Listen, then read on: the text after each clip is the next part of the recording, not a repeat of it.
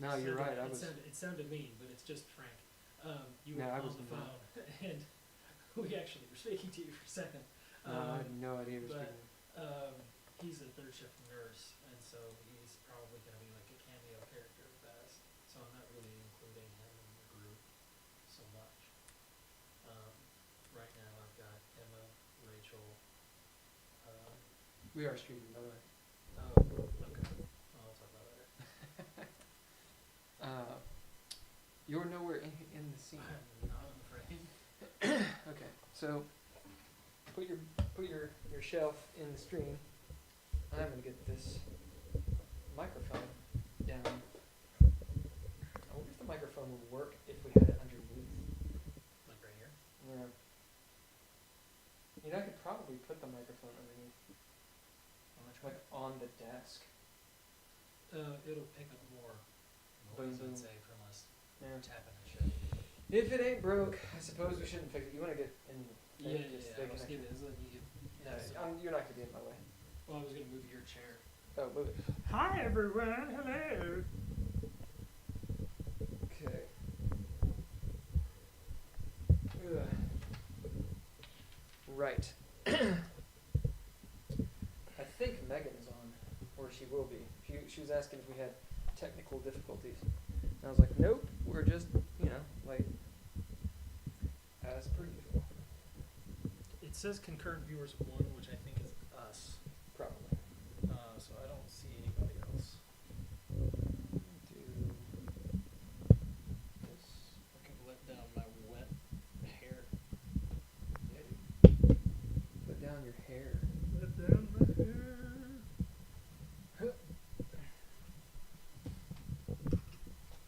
Boom. This guy. Up here. Good. This actually might work perfectly fine. Alright. Irie. Okay. Yeah, there's no one in there. Okay. So, this, that. I'm gonna pull that deal a little bit closer. And hello. We want this to be in a yellow if possible. I don't know that it's ever been in the yellow. Well, it needs to pop up to the yellow at the least. Oh, okay, I see. So top. I was waiting for because it's going into the yellow right now, but it's from you're moving it. Oh. Hello! Yeah, it goes into yellow if I do that. But if I'm just talking like this, then it gets up there. It does. It'd be yellow for you. Yep, because I'm a hello. DreadLore Walker. What's up, Waka? What's up, Waka?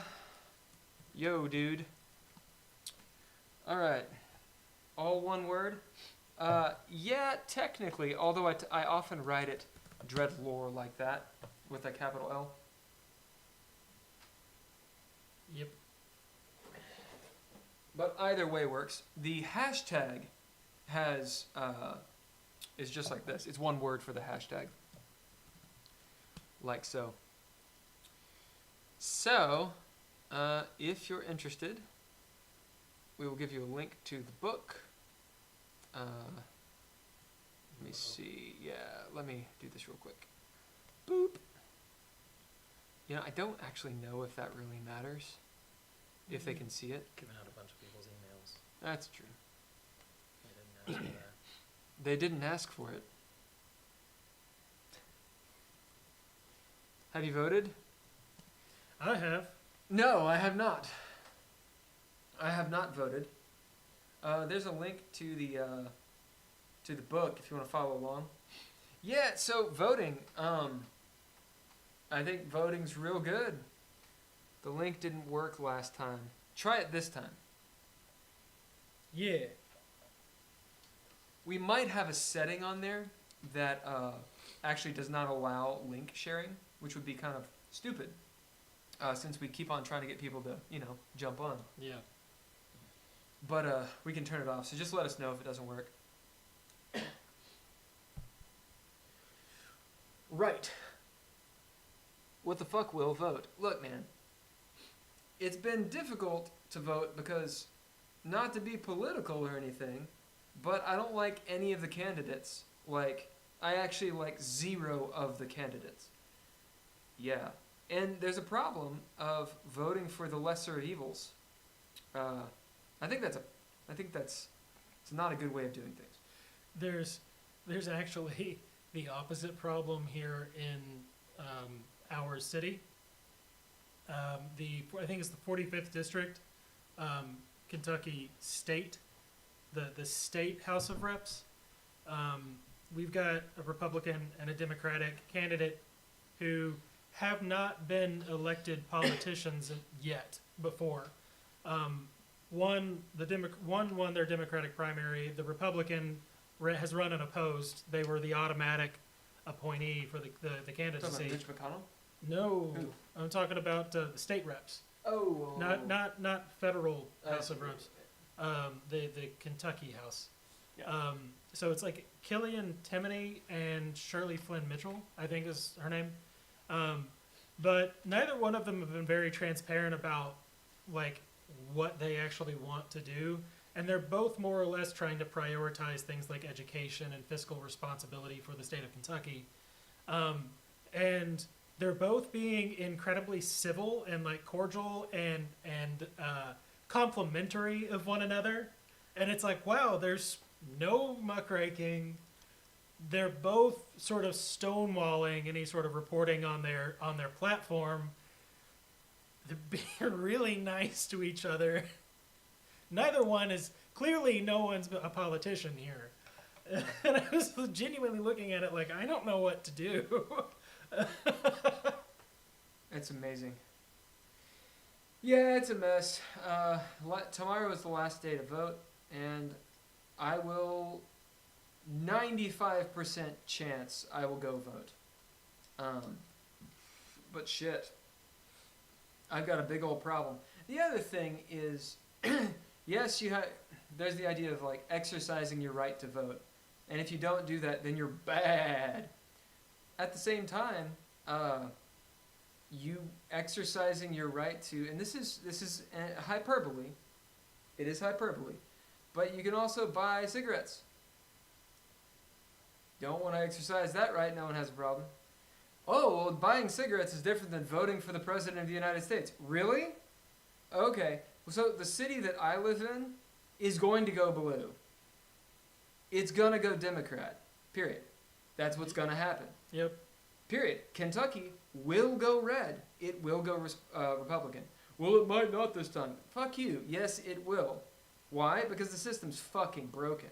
Why? Because voters have let it become that way. I mean, once you wait to the presidential election to try to fix things, you're fucked. Look at the candidates. They're assholes. And I'm talking about even the Green Party and the Independent Party. With the Independent even doing it, it's libertarians. Mm. Yeah, the Independent Party, they're not even on the fucking docket. Who gives a shit about them? I think the dude doesn't even have a fucking picture, right? When you go like check it out. I actually don't know that for sure, but like I was looking through it. It was pretty piss poor. Yeah, the libertarians, they're like smaller government in this time of COVID when no one has money. Yeah, good job, guys. Yeah, we have our guns. And the Green Party's like, it's all about the ecosystem. Really? Okay, well, the ecosystem is important. It is the most important thing as a species. We should fix that. However, international relations does fucking matter. Sorry, guys. And then you have the Republicans and the goddamn Democrats. The Democrats are like, we're not Trump. That's not a reason to vote for them. Trump's like, I'm an asshole. It's like, yeah, well, you are an asshole. That is true. And there's a whole deeper politics with Biden. Do I think that Biden will stay in office conspiracy theory style? No. I think he'll be taken out and his vice president will become president. That's personally what I think would happen. Maybe I'm wrong. I think Megan has a point. F off, Will. Oh, Megan said that? No. Waka said F off Will. Megan said, let's get to the game stuff. Waka started it. Mature. Maturity.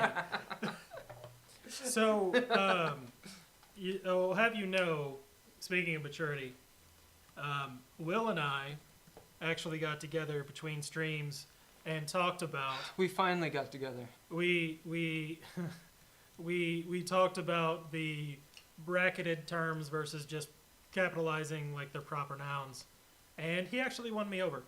We have separated game mechanics from the other sort of catch-all game terms, and we just sort of redefined what a game mechanic is to make that a little more workable. And now we're going to be consistent about it. But he did win me over. All right. Journal of Weird Astronomy. Being the most eclectic of the journals, it is Journal of Weird Astronomy, isn't it? Yeah, Yeah. Journal, because we didn't rename it. correct. Being the most eclectic of the journals and the least trusted, the Journal of Weird Astronomy is a collection of the somewhat random prattlings of crazed astronomers, philosophers and eccentrics high on their mind-opening elixirs.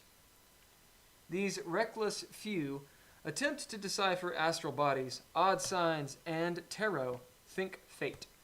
In order to tell the That's an future... M. An M? Yeah, you put an M instead of a comma. Oh, thank you. And tarot, think fate. Oh, the old Oxford M. Yes, the M, the Oxford. The Oxford M. It's the Oxford M. In order to tell the future and discover the past, augury, wheel, woe, rounds, and masked. Fucking Oxford commas. Divinations and observations wrought from abusing alchemical substances such as Lisa Onye, see Ninja Gear, Specials Gear, Alchemical Elixirs, Uncommon Brews, superstition, and the power of the Leylines. There's no comma there. Yeah. We need it. We can get it in there. I do think the C Ninja Gear maybe should pop down here. Yeah, and let's get that Oxford comma before that ampersand. After superstition. Oh, right. Okay, we might as well just, we'll do this.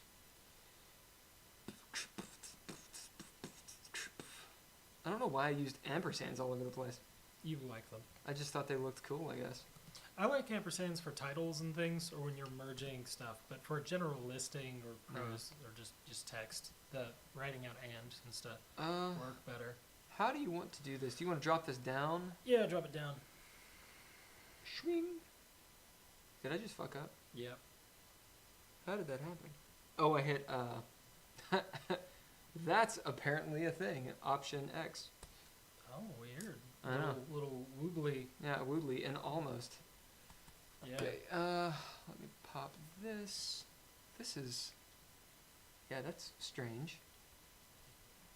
Let me do that. Boom. Yeah. We are here. Did I type that right? We are her. We are her. We are her. We are her. Yeah. Her name was Robert Paulson. Her name was Robert Paulson. We are here. Did you like how I did that, motherfuckers? Ba-doo.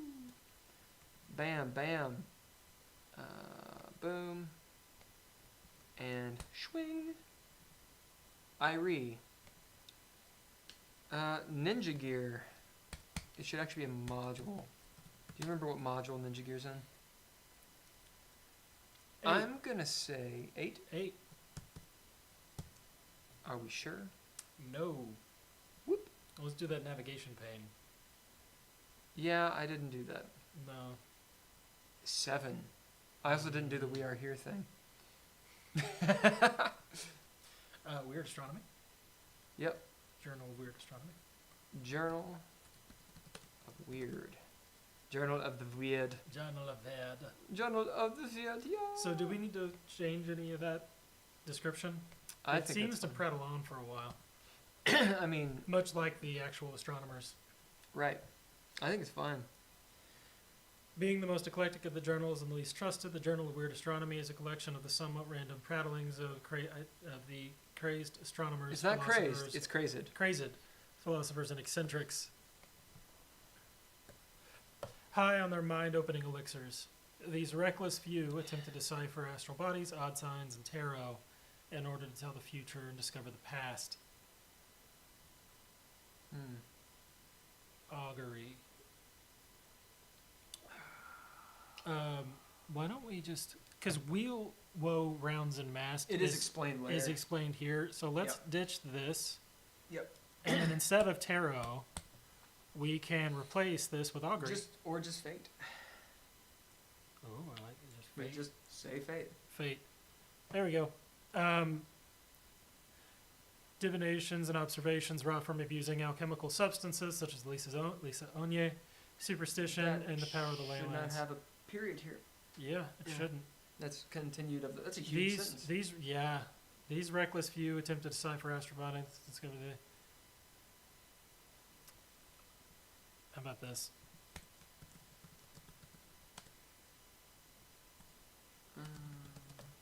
Many times their divinations and observations are wrought.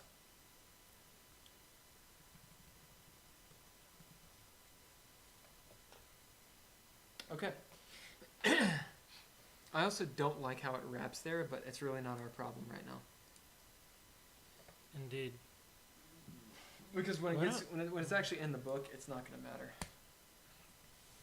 Oh yeah, I don't know even why it had. Oh, it's because we're doing Lisa Onya. Did you say gay mechanic? Yes. Please do another live stream on political crap. We can do that. Do you actually want us to, or were you telling us to like segregate our content? Okay. And no, I don't think we said game mechanic. But happy mechanics. Blessing or blight. That was funny. So this is Weird Astronomy. This is the journal. Yeah, this should be pretty easy. Blessing or blight gives you blessing or blight. That's the trait. Thank you. The dance of the blessing or blight. What the fuck? What? Ellipsis. It should just give you the dance. The Lord of the Dance. Yes. You remember when Patrick Oh said my that? god, Totally that's so ruined. funny. Fucking. So, Fucking Charles Dance comes out as a side note. We were watching with our old buddy Fancher, who Megan, you know. We were watching Dracula Untold, and at the end, when Charles Dance, who's the actor, who's playing the, progenitor of vampires, walks out into the sunlight. Spoiler warning, by the way. Oh yeah, spoiler warning. Fuck off if you don't want spoilers. And yeah, he there's this dramatic ass moment. It's like near the end of the movie. It's huge. The music is grave. It's and suddenly in that pause, that breath of silence, as he walks into the sunlight, this vampire who now has been empowered to do so. Our buddy Fancher goes. He goes, and he's got this like kind of New Yorkie accent. He's like, "Is that Charles Dance? The Lord of the Dance." And the whole theater, hated him, including me. It's pretty fucking fun.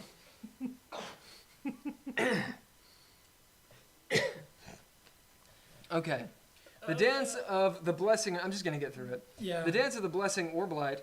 Ellipsis. Through it should be the dance of the blessing or blight. Through meditation and imbibing chemicals, an astronomer sees a glimmer of the after effects of an important decision. This process does not take long, but only long enough to prepare the necessary chemicals, drink them, and ask the relevant question. The weirdo may ask the arbiter a short question which would yield one of the following cryptic responses. Wheel, good.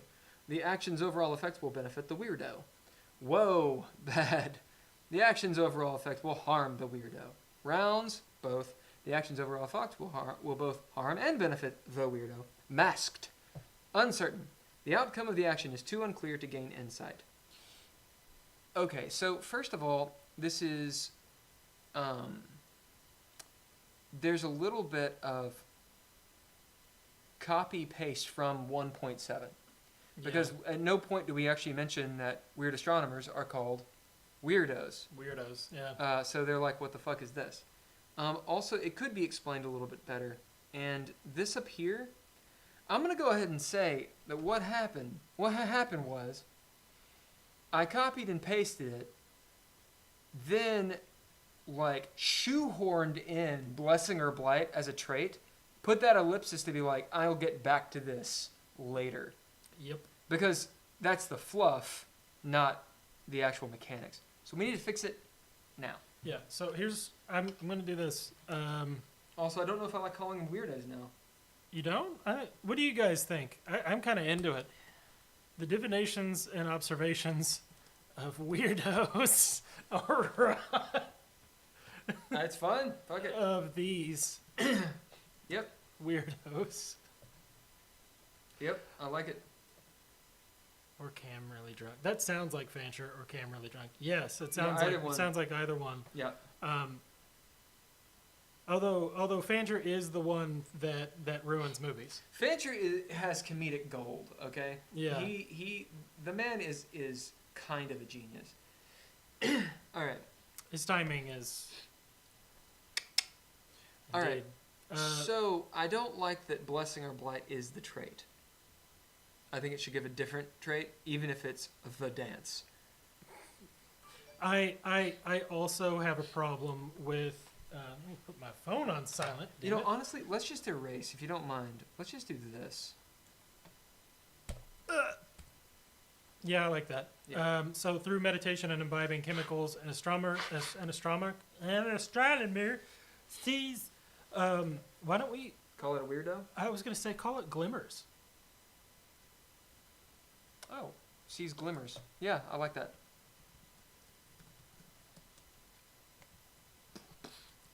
Glimmers. And we should call it weirdo. A weirdo. And weirdo. It's weird. A weirdo sees glimmers of the after effects of an important decision. This process. Yeah. This process takes only long enough to prepare the necessary chemicals. We should say alchemicals and just keep it with the same. Yeah. Alchemicals, drink them, Consume them. consume them. Although you don't always have to well, in this case you do. Consume them and ask the arbiter. Whether you're imbibing them in some way or sorry, I totally interrupted you. That's Fine. my bad. But yeah, like unless you're for you all, consume is used sort of in a general sense here because you could like inhale fumes like Grey Gabaki style from Star Wars, or you could burn them or something. The point is that the process of using these substances, sort of like sacraments, it consumes them. They're not reusable. They're gone. They've been used up. The thing is, when I Destroyed. hear consume, I think of eating. Yeah. I don't think of anything else. What does it use? Use them. Use Yeah. them. The weirdo may ask the arbiter their question. Let's see what they think about weirdos. Okay. The weirdo may ask the arbiter a short question which could yield one of the following. Should we do this? Sure. What the I'd say would yield just because you're going to get. Oh, one of that's those true. for it. That's true. It Like will. because that opens up the Yeah. possibility that they will get nothing. Huffing them. Indeed. Are you guys making all this stuff up? Yes. Weird, but with a Y like weird. Like word. It's interesting. Weirdo. Huh. Weirdo. I just feel like people are gonna mispronounce that like weirdo or something. Although Weirdo is kind of funny because they're wired. Yeah. Let's see how it looks. Also, well, it'd be like that. Weirdo. Weirdo. Them weirdos. Try Y-I. Why? A Y-I. Weird. Weirdo. Weird. Weirdo. Weirdo. I don't like it. I don't know. How about this one? All right, weirdo. That's one that people will just not notice. How about that? Weirdo. Weirdo. Yeah. I feel there should be a hole in the wall. Okay. I think this is fine. I think it could be phrased better. As in, like, wheel is good, woe is bad. But, I mean, is that... I don't know. I think maybe it's fine. It's redundant. We can get rid of the parentheticals, and it's not going to be a problem. You think so? Yeah. Also, much like the tarot, it's not necessarily going to be centered around the weird astronomer themselves. Right now, it's written that way, though. Right. Which is, I'm saying, that's what I think needs to be clarified Okay. or corrected. That's what can be improved upon.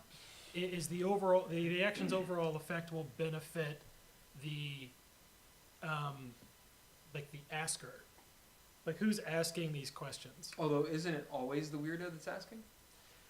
You can ask on other people's behalf.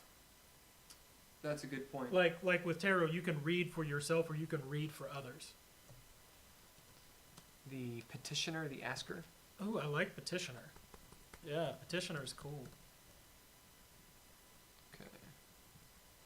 Well, boop. Benefit the petitioner. Okay. The outcome of the action is too unclear from which to gain insight. Okay. I like it. Deific whims. When you talk to God too much, gains you deific whims. Through sundry means, tasting the blood or sweat, embracing, an astronomer can discern paths, foci, or immediate goals of a target or object. She may even determine which deities may be taking notice of and their temperament toward that target. As deific whims transfers the most immediate surface thoughts, the most immediate surface thoughts of the subject, this power might be used in conjunction with other actions, such as detecting lies. The way this is supposed to work in the game is,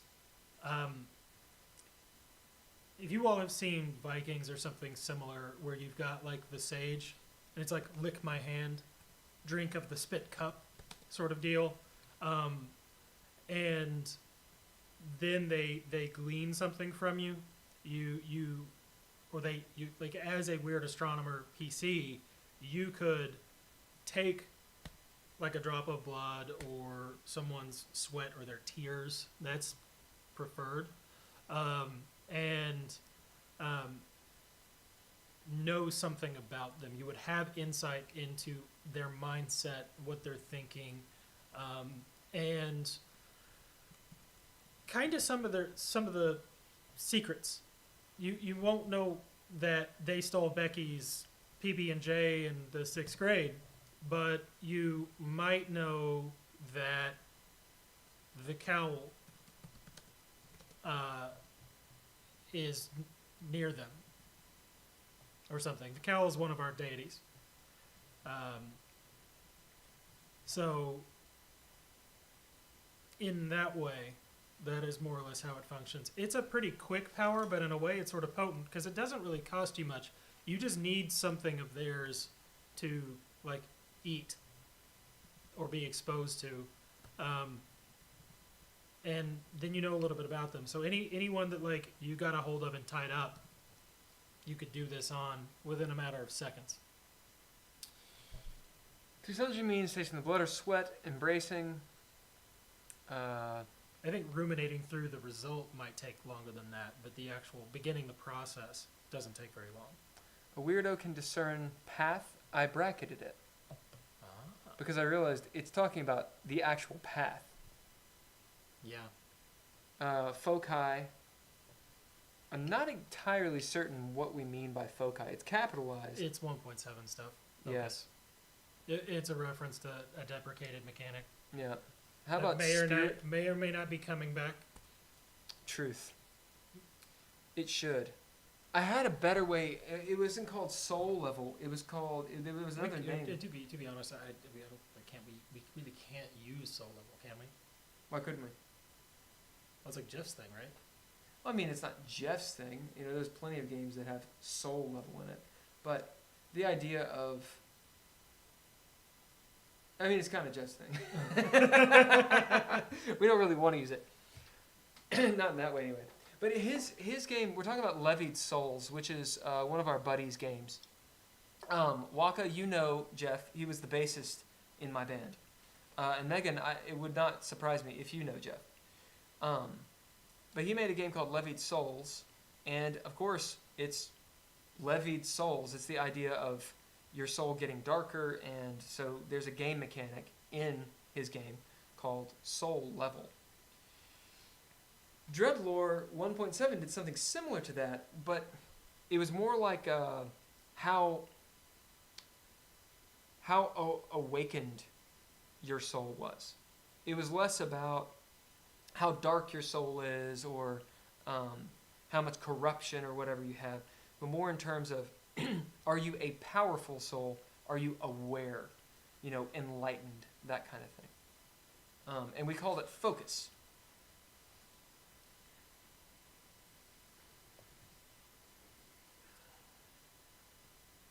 Psychometry? Yeah, psychometry is definitely a thing. I like to shy away from more of the terms used in like White Wolf stuff.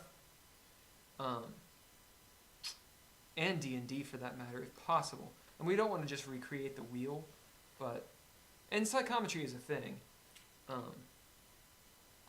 You know, and it's a pseudoscience for sure. Okay. If we're going to bring foci back... Probably something we should deal with later. It's probably something we should deal with later. So let's just leave it in here now. Yeah. And comment it. There you go. To add focus back or not to. Okay. Should maybe even determine which deities are taking notice of and their temperament towards that target. So, path, foci, or immediate goals of a Zen or object. Maybe we should just say target here. She might even be able to determine which deities are taking notice of and their temperament towards that target. As deific whims transfers the most immediate surface thoughts of the subject of the target. This power might be used in conjunction with other actions such as detecting light. So that's giving an example of it. I don't think there's necessarily anything wrong with that. It could probably be said in a more general way. I think it's fine. I mean, there aren't a lot of people that have played with Weird Astronomy in the games that were not veteran tabletop gamers, but that is one of the things that people have sort of understood implicitly through gameplay so far. Mm-hmm. It's the other stuff that people have had questions on. You want to do the scent of colors? Yeah, I'll do scent of colors. All right, so 2B is the scent of colors, and the trait it gives you is taste the change. The weirdo can taste the change between the realms they encounter. Doing so allows them the ability to know which direction they are going in, assuming directions exist where they are, and to begin understanding the more elusive aspects of these realms. The exact information gained is somewhat anecdotal and can be as varied as the realms themselves. Some wheat. Some. Some wheat. I'm going to do this.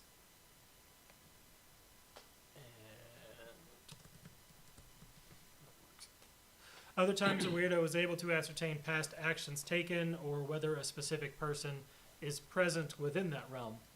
The possibilities are endless. As with other actions they take, getting insight into realms outside of the natural forces a sanity roll.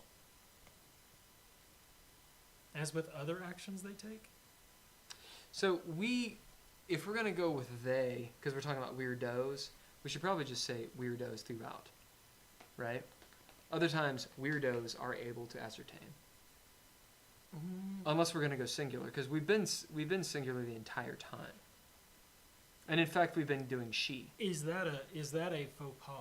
It's To not a go faux pas. back and forth between singular and plural Typically, yes. is a faux pas. Yeah. Okay. Faux pas is maybe not the right word, because that's like a big no-no, right? I think this is more, if you start with something, end with it. But you could make the argument that these are separate powers. It's fine. But as you read through these, there's the question of, well, why is this plural and this isn't? Yeah. And this is using she and this doesn't. In my mind, when I write, Mm-hmm. I will use, and I would go back and forth between singular and plural based off the needs of the sentence. Like, what's an effective way that I can convey this information? I prioritize other things like plain English and conciseness. And then as far as consistency between singular and plural, I don't really worry about it. So it's not something that I pick up. It's not something I've been picking up on. Well, if it doesn't bother you, then it doesn't bother me. If it doesn't- but if it doesn't that'll- jilt you, yeah. then I think it's But perfectly fine. it jilts you. Does it jilt you all? Yeah. That's what I want to know. Yeah, is it something that you notice? Like, should we spend time on fixing that? Right. Um, I think this says ad Christa because I was going Latin here for it. The thing is, though, I'm pretty sure that the Dormammu, which is Dormammu, that's a joke, I don't think she came up with it. it was something that she said in one of the games. Was it her? I guess. I mean, we do have tu Christa, Yeah. although that's incorrect Latin. She was definitely involved in that scene and did say it. She may not have been the first to say it. She may have just been. She was playing a really kooky character named Greg. Yeah. That we can call them astronomers too. They're Weirdos. Okay. I think they can call both. Yeah, they can. Like It's just- eliminating one or the other. Well, what I mean is this. If we're going to call them weirdos, we should call them weirdos. And be fairly consistent with it. If we're going to call them both, we should call them both. I'm saying we should call them both and we just refer to them as either or, Okay. Fine. because they are astronomers. They They're are just also astronomers. weirdos. Weirdo would be, I think, in the game world, the more derisive or lay term for them. I'll agree with you here. We do refer to them as astronomers and weirdos. Okay, Yeah. sure. Also, if we're picking between the two terms, I pick astronomer. Okay. Um, Dormammu. Prescience. being high most of the time does allow some benefits for the Are we good on this other one? Yeah, I think We so. good here? I think it's Okay. fine. All But right. let's check real quick. Boop. Maybe you should mention gaining a connection to establish such information. Ooh. Maybe through touch or other senses. Maybe you should mention gaining a connection to establish such information. A connection, this would be through taste the change. Yeah, I mean, that's a good point. Or she may have been talking about deific whims. Yeah, I see where that comes in. Through sundry means of connection, tasting the blood, or sweat, or embracing. Building sympathy? Building sympathy works.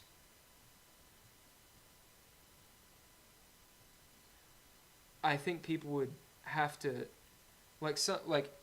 we would say, oh yes, sympathetic connections is what we're talking about. Sympathetic magic. Oh, How about the means of sympathetic connection, such as tasting the blood, or sweat, embracing, etc. Cool. Yeah. All right, and then taste the change. We don't actually say how this is done. No, we don't.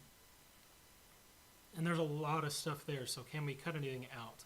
Weirdos can taste the change between the realms they encounter. Doing what? Allows the tasting the change.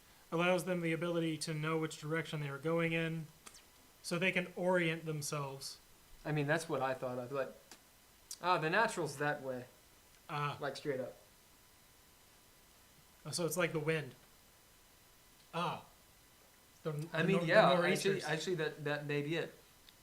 Doing so allows them the ability to know which direction they're going in, and to begin to understand the more elusive aspects of these realms. The exact information gained is somewhat anecdotal and can be varied as the realms themselves. Other times, can ascertain past actions. Yeah, I really think it's they concentrate. So they need to concentrate. Do they need to get high or anything? Yeah, literally every one of them of these they have to get high. All right. I'm pretty sure everyone. All right. We need to say that. Yeah, we should. If it's everyone,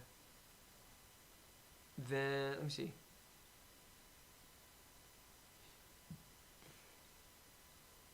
Yeah, they need to get high. So It's at the top where they get high, right? Well, actually, it says it right here. Oh, yeah, good point. Yeah, so that's sort of a catch-all. All right, well, let's move on.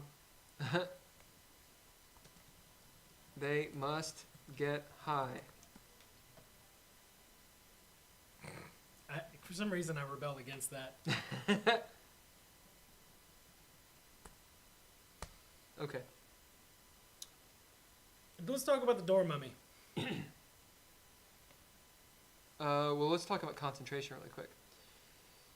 Weirdos can taste change with the realms they encounter when they concentrate and are high.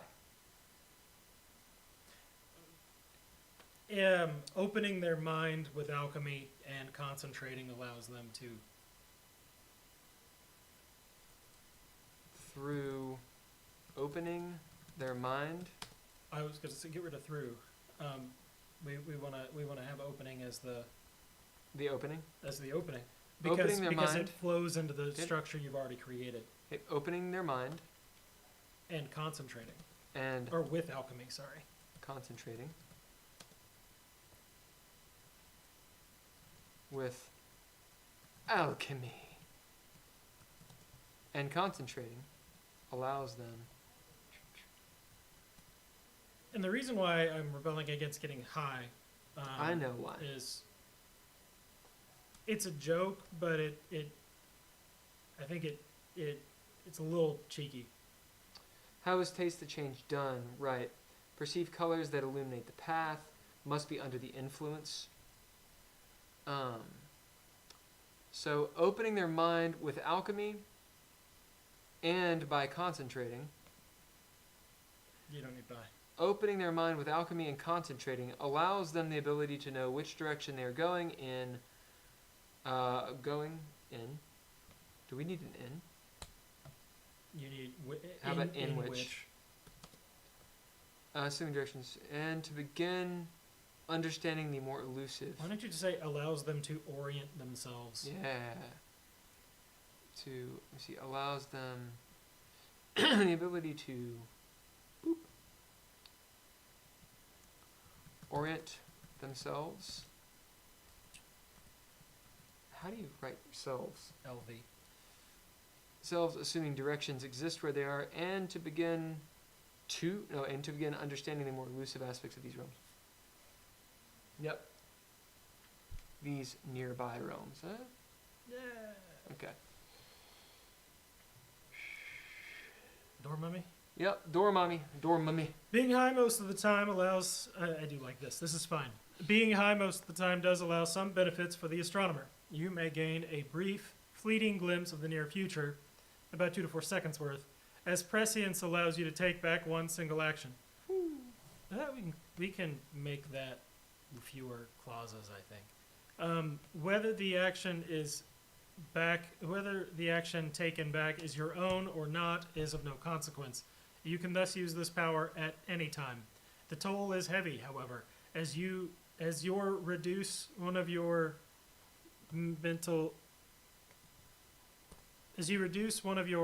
mental aspects one step each time you peer into the future.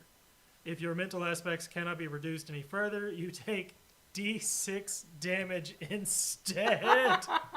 Oh no. Yes.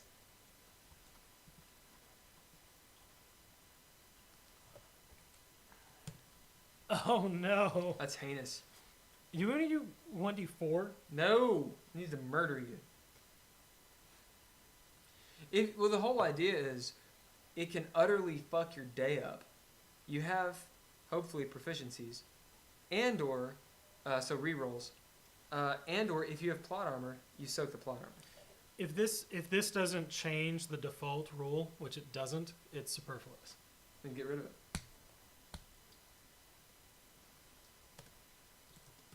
Honestly, Get you rid of it, Ben. This can too. Really, the only time we need to describe how damage is handled within the power itself is in damage or in specific cases where it works differently. Yep. As in, this ignores armor. Sure. Okay, so the toll is heavy. Definitely needs some work. And the top up here could be cleaned up. You may gain a brief, I'll just say a fleeting glimpse. Yeah. You may gain a fleeting glimpse of the near future, about 2 to 4 seconds worth, as Prescience allows you to take back one single action. The toll is heavy, however, as you reduce one of your mental aspects one step each time you peer into the future. That's fine. That works. It's good. Do we want to do 1? Sure.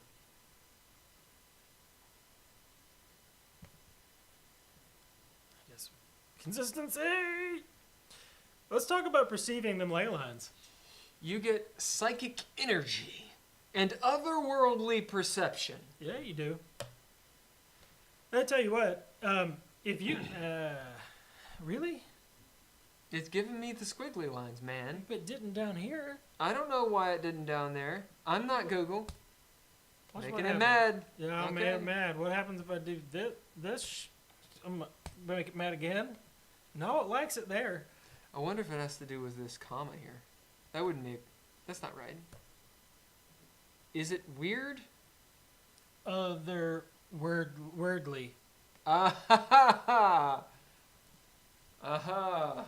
Listen, if you can find its source, you may root a ley line and unleash psychic energy for a short period of time. Standing on the root of ley line grants a kind of otherworldly perception, whereby you may see everything within a 100-meter radius of the source. Damn straight. What source? The source of the ley line or your, like, where you're standing? Oh, yeah, the source of the ley line, because you got to get in there. You gotta get in it. Yeah. Sometimes this perception allows the seer to peer between the realms, or even into time. The energy can be bottled with the proper receptacle, and if imbibed, you instantly gain the benefits of full rest, and also become rather hyper. Get you all tingly. The energy surge is overwhelming and renders the ley line incapable of being rooted again for 2 scenes. The process of rooting requires the usage of Theurgy gadgets and imbibing the proper caustic elixirs. Alright, well I say it should be rootin'. You may root in a ley line. You don't want to talk about it though. Alright. Okay. Is root a mechanic? Is it like a big verb? It used to be. Also, you gain the benefits of a full rest. In this game, that means you got a night's sleep. Woo! Like there is no mechanical benefit there. Wait, There was in 1.7. there was. There's no more. It's gone. In this, if you rest... It's because 5th edition stole it from us. They Right, stole it. They stole it. They stole it. Okay. The energy can be bottled with the proper receptacle. If imbibed, you instantly gain probably like a D6 health back or something. I mean, that's essentially what... Why don't you just treat it like a new scene? Oh, you're like, whoop, I'm at a new scene. you would recover 1 wound or 1 sanity, all plot armor, and all exhausted traits. That was what a full rest did. You could. That's I true. mean, honestly, if you found the source of a ley line and scooped some up for later, it should give you something heinous. And like it's you, and still, it's just the one player, not the whole party benefiting from this. If it was the whole party, that'd be too much. But realistically, only one person in the party is gonna have that juice. I got some Leyline juice. I rooted it. I rooted this Leyline I've juice myself. been rooting in these ley lines. I got me some of their juice. I've been ripping and tearing in the ley line. I've been juicing them. All right, the energy can be You guys bottled. want some juice? The energy can be bottled with the proper receptacle. I've been rooting. We need to talk about it being one use, so you can't have a big jug of Leyline juice. Like, look about 2 liter. Hey, you take It's about a sip, 3 liter. Take a couple sip. No, it's a little, Light it on fire. Make sure it's real. and blow into the bottle. The energy can be bottled with the proper receptacle. If imbibed, you instantly gain the benefits of a new scene. God, they're writing something. I But don't that- want to but look that- at but what, that's- I don't that's- want to know what they're saying. They're probably bitching at me for talking. So, the idea of, if we say you get the benefits of a new scene, there is the question of, well, is it a new scene? No, it's not. You get the benefits of the new scene. Yeah, I think that's pretty clear. But can you advance your character? Well, you haven't had a montage. Good point. That has already been addressed. It And also also, become if you- rather hyper. Woo, I'm gonna come at you like a spider monkey. Okay, you may root a ley line. We should probably I'm put... just thinking about the Legend of the Naked Ape. I'm thinking instead of psychic energy, it should be root a ley line. So I just... What do you bid? I bid root it. I go in the bar. I bid root it. I think it should be Dip It.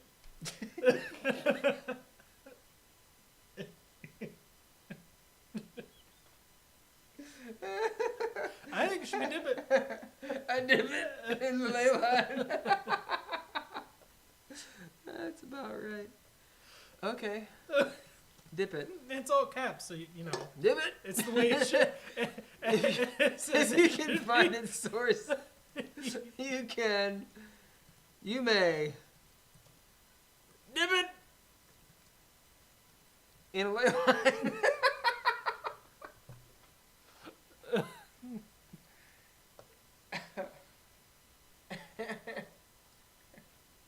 Weird astronomers are my favorite.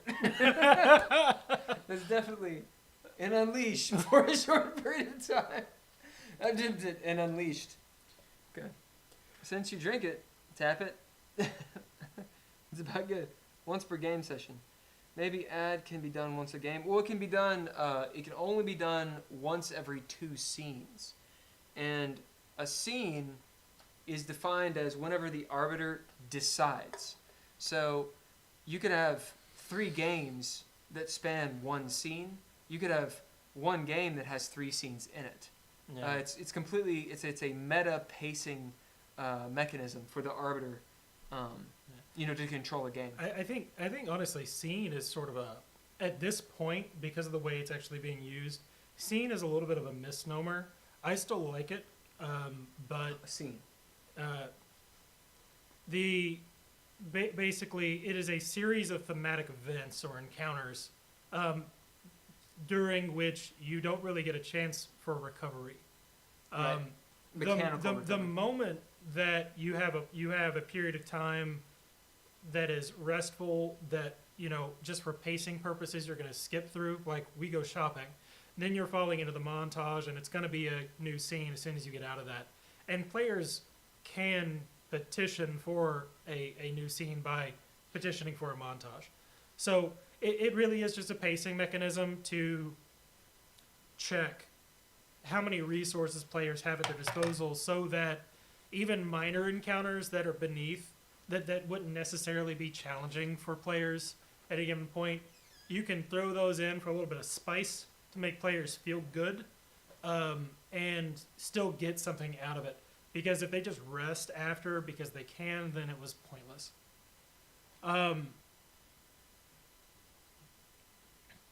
Yeah, Megan. I see where your head's at. Just so that you know where Dip It comes from, that requires, it's a little bit of an end joke.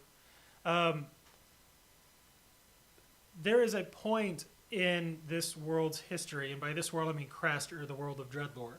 There is a point where an empire rises on the continent of Daloon that is born out of the bones of the empire of the old world, the Calgarian Empire.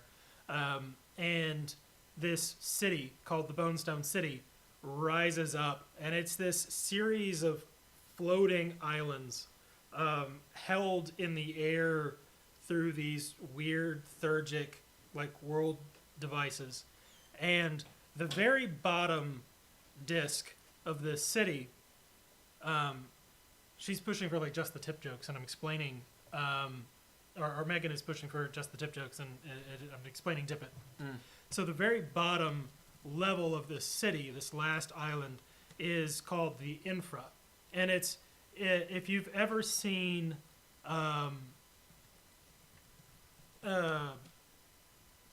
is it called Universal Soldier? Or it's the one with like Kurt Russell's in it, and he ends up It's getting... Universal. Oh. No, that's just Soldier. It's just Soldier. So it's like Kurt Russell, he gets dropped on a trash planet He has like 5 lines. because they thought he was dead, and he doesn't speak the entire movie. So the Infra is the junkyard dumpster place where all vegetation is left to rot. It's the big compost pile, industrial waste dump site at the bottom of the trash chute for this big metropolis, like medieval steampunk metropolis. Yeah, sorry about the lag. So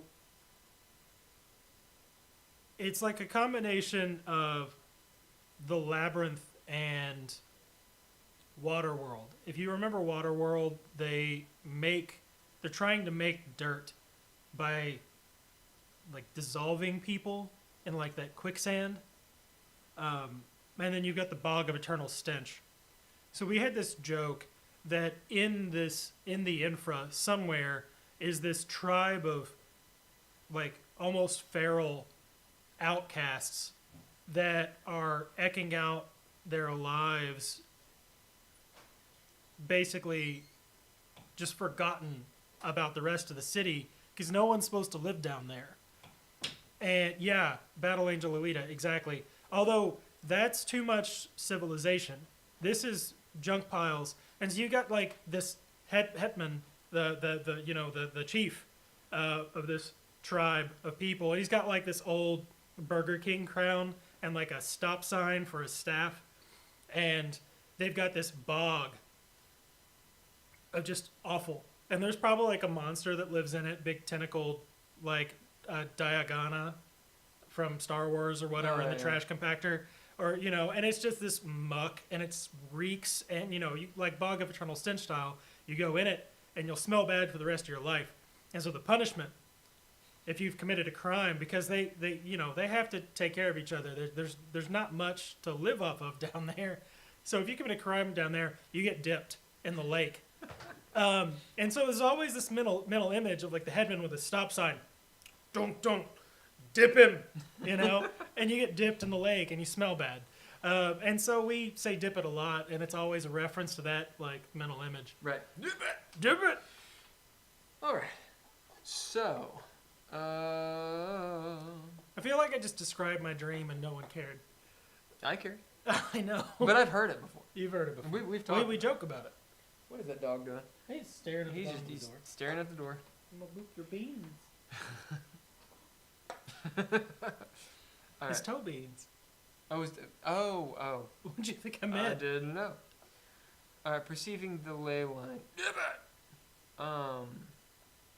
Is that good? Not really. If you can find its source, You may dip it in a ley line for a short it period of needs time. to be like dip yourself or something. I want the trait to be dip it, but it needs to be changed. So you may take your body and dip it in the source of a ley line.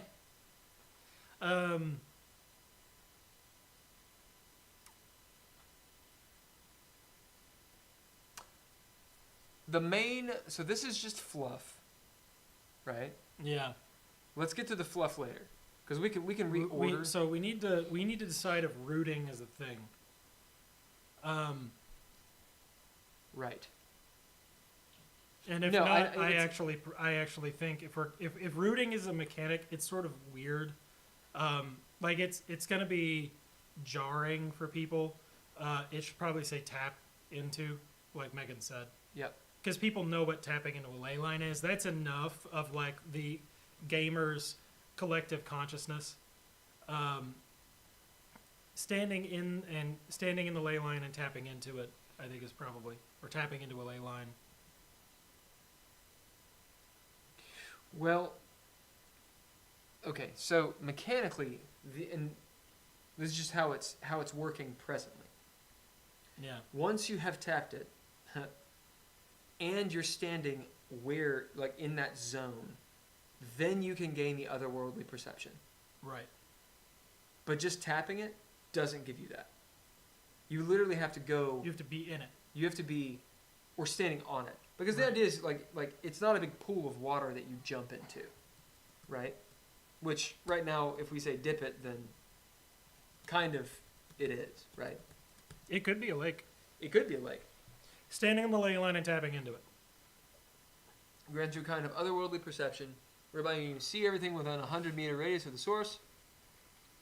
Sometimes this perception gains realms that you're in time. Okay, so just that in of itself, how is it used? It's used when you tap it, you gain this otherworldly possession or perception. Its source. You gain this otherworldly perception. But also, you don't have to tap it every time to gain that. Once it has been tapped, if you go to that place, you gain that. Well, So a tapped ley line, like the old man in the mountain, could, periodically go up, tap that, and then tomorrow or next week, because it's every 2 scenes. So the period of time could be quite long. That old man or that seer goes to a certain spot to see. That's the idea of the use. well, so I think And the 100 meters, that really is for players to be like, oh, we're making a fort. But really, they're trying to enhance their abilities. so it still needs to talk about tapping into it, because it's not just standing on the ley line. And it doesn't, it's not so much about the ley line, it's about what the player can do, right? So Right. the player has to Let me- go to the source Yep. and do something to tap into that power, right? So they're going there and they're completing an action, and this action can only be done so often because it alters the flow of energy in the ley line when Yes. they do it. So And how do they do it? it is ambiguous, like everything else in DreadLore, because we want players to be creative and come up with their own process. It is the idea of being open to their own ingenuity. It's soft magic. Yeah. We say, yeah, the process requires the use of gadgets and imbibing certain caustic compounds, but how do you do it? Your way is probably different than somebody else's. This is a difference in, not to wax too poetic about it, but it's a difference in hard magic systems and soft magic systems. this DreadLore is a soft magic system. So everything is not measured, right? You don't have to have the actual gradients. Oh, your fireball does this many squares of damage, whatever. That's not how it works. And to some people, they hate that. Some people want to know exactly the measurement it is. They should not be weird astronomers. No. Okay, you work on that. I'm going to go fix this video really quick. All right. I saw your post, Megan, about rituals and circles. I may incorporate some of that. So,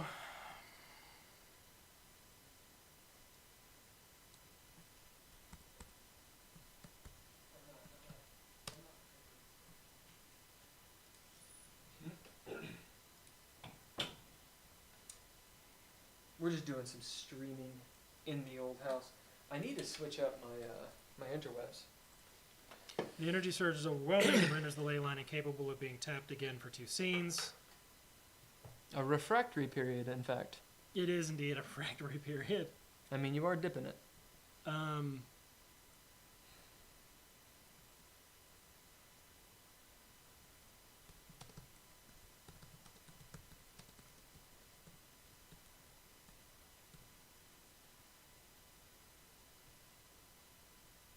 Is that something special? No. Caustic?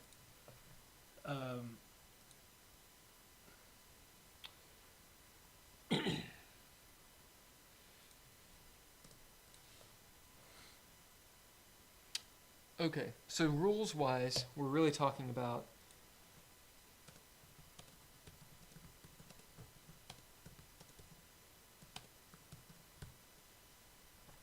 Alling. You gotta alling it. oh, I aligning. did it again. I don't know. What do you think? All right. So our traits are going to be Dip It and Otherworldly Perception. You tap into the ley line. This is what you get.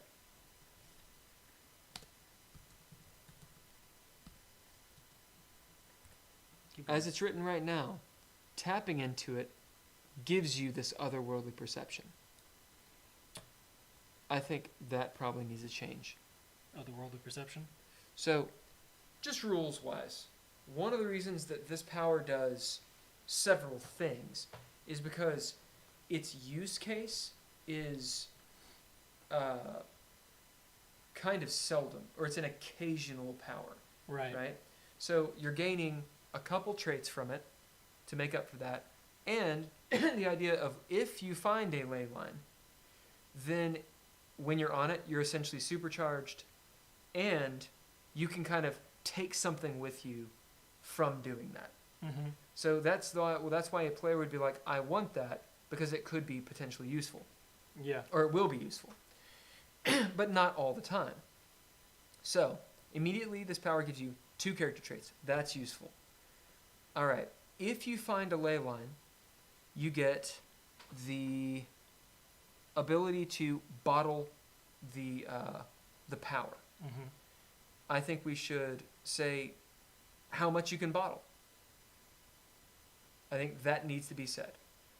Otherwise, and I know this from experience, a couple different times when people have used this, they're like, cool, I fill up my entire water bottle and all my wine skins and we throw down. Now, is that okay? It's fine, but I think we need to put a bit of a cap on it.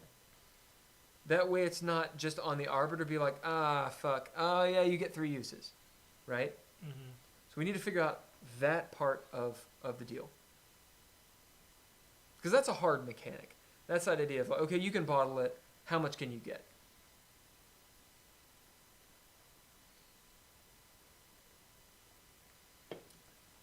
I mean, it could even be, you get as many uses as you have successes. Although that can be really fucking dangerous. Think of it like this, for the viewers. In DreadLore, if players are able to essentially create their own, like, force new scenes, basically the concern about a new scene beginning, if they can relinquish that, or not relinquish it, if they can negate that, the game starts to break down a little bit. That's kind of like a cheat code. Like, because at that point, bidding traits doesn't matter anymore, so everyone becomes really, it's like giving everyone like a bag full of Mario stars. It's a one-up. They're kind of invincible. It's a one-up. Yeah. Yeah. So it's important to make sure. Yeah, and I kind of agree with her, like determining it by dice. How powerful is your character? Maybe doing something like how many points of breath you have, or although that's a little esoteric.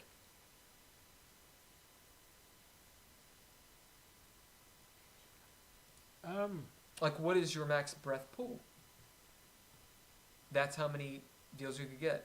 I like the randomization of roll a d6 plus 1. That's how many uses you can get. I was honestly just say, you, without getting too into like the in-game reason why right now, I'd say just let them have the one. So you can do it once. You can get a deal. You can have one you can have one bottled scene. When you're tapped into it, you can take one. You're using the ley line, you get the thing, and you have... I dig that.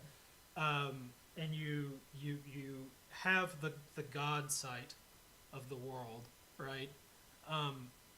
And you scoop a little out for yourself, and fuck off.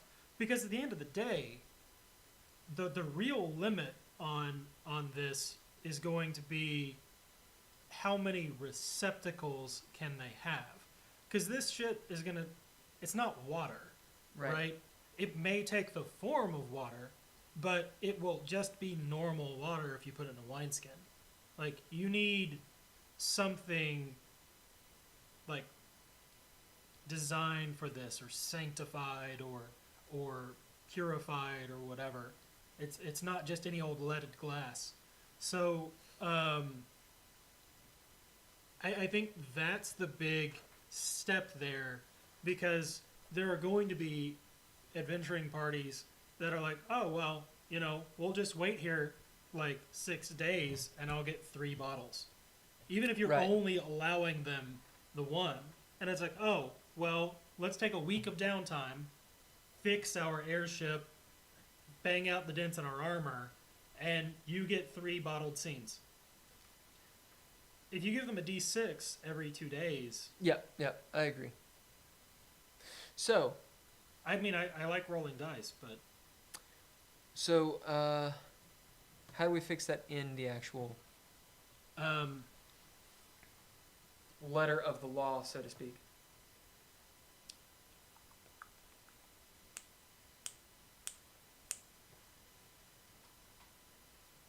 Additionally, while tapped into the Leylines, energy can be bottled with the proper receptacle.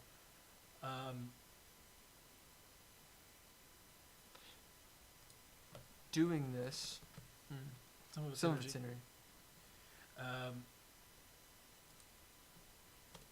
1 dose. Only 1 dose can be obtained.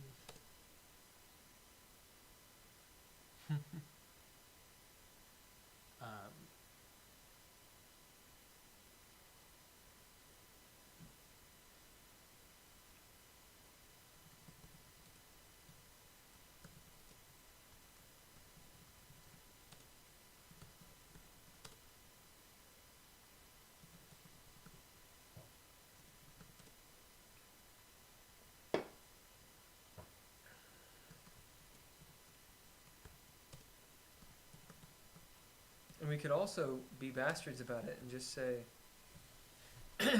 only 1 dose can be obtained. Only 1 dose can be obtained before the ley lines. Oh, yeah, thank you. the ley line's energies recede for an indeterminate amount of time. Like, you don't know when they're going to come back. Mm. So you could just leave it, throw the ball at the Arbiter and be like, look, the Arbiter decides. Or we could do it every 2 scenes. I'd say do it every 2 scenes because We've kind of already set that up. And yeah. The big thing here is that not only do you have to go to the ley line, but you have to find its source. Yep. So there's a geographical nexus that the campaign has to allow you the opportunity to find, Right. and then you get the amazing, like, God's eye view of that 100-mile radius, which is It's 100 meter. 100 meter. I was like 100 mile. 100 meter. I don't know where I got that. Other M word. 100 meter radius. That's still pretty big. Yep. And go you there forth. Based on sanity? Yeah. I mean, I like those ideas, but it really is just going to be someone going to be staying there for, Right. you know, Yeah, farming it. 2x days to Okay. farm it. All right, I'm going to say this top up here. I fixed it. Oh, you did fix it? Yeah, it's good. Okay. It's good. All right. I'm going to read it again. Do it. If you can find a ley line source, you may dip it for a short period of time. Standing on the ley line and tapping into it grants a kind of otherworldly perception whereby you may see everything within a 100-meter radius of its source. You said of the source, but Okay. Sometimes, this perception allows the astronomer to peer between realms or even into time. The energy surge caused is overwhelming and renders the ley line incapable of being tapped again for 2 scenes. The process of tapping into a ley line requires the usage of Theurgic gadgets and imbibing caustic elixirs to align your body to its energies. Okay, so when you tap into it is when you gain the otherworldly perception. yeah. I like the idea of making sure they have to be... So long as they're standing on the ley line and they're tapping into it, they gain the otherworldly perception. So once they've tapped into it and they walk down, to the village, they get a few beers, they come back. Do they still have the otherworldly perception, or is it gone? No, it's gone. I say, the way that I see it, honestly, Okay. and maybe this is the change fine. that we can make, but the way that I see it is, if they stand on the ley line source and tap into it, they get that. And Yeah. what ends it is scooping out the energy to save it for later. Like, when they take the scene juice, when they bottle that up, that ends their otherworldly perception, and then the energies recede. But theoretically, they could stand on that ley line for as long as they want, because all they're doing, they're not interrupting the flow; they're becoming part of it. Yep. So I don't really know that would cause an energy surge. Also, it makes the power more useful. Well, you get that perception for as long as you want to stand in that spot, like the Bodhisattva or whatever. But, I mean, you have other issues that you have to address. For instance, you got to pee. Yeah. And you don't want to pee on the ley line. So let's fix that. I mean, it does say standing on the ley line, but it also doesn't say that ends. Yeah. So I think this will end it. Are you good with that? Yeah. Some of it's Wait, did you just delete this whole No, you didn't. Okay. No, I cut it. Yeah.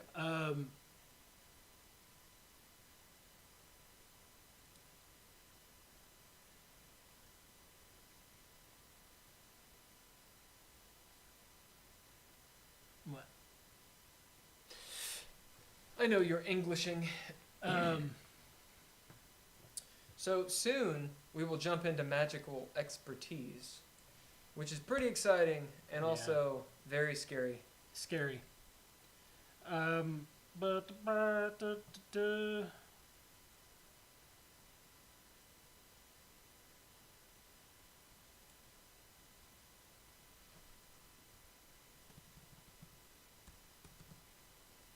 outwards, away from the source.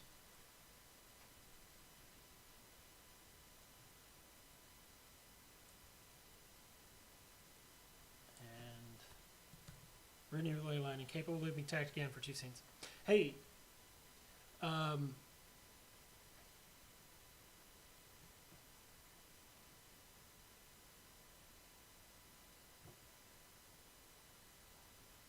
Someone gets to read this. see here. Additionally, while tapping a ley line,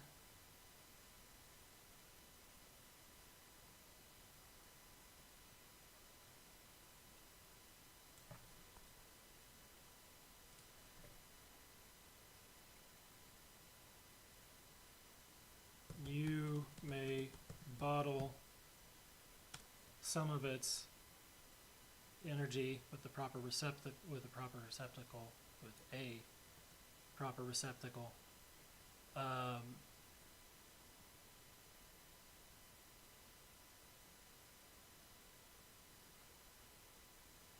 All right. This ends your otherworldly perception. Remember, we need to not put otherworldly perception in capitals there. We can put it in quotes to reference it.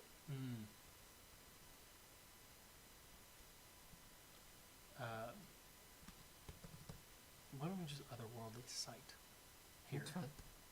Just a difference. Yep. That makes sense. Otherworldly sight. This ends your otherworldly sight. Immediately.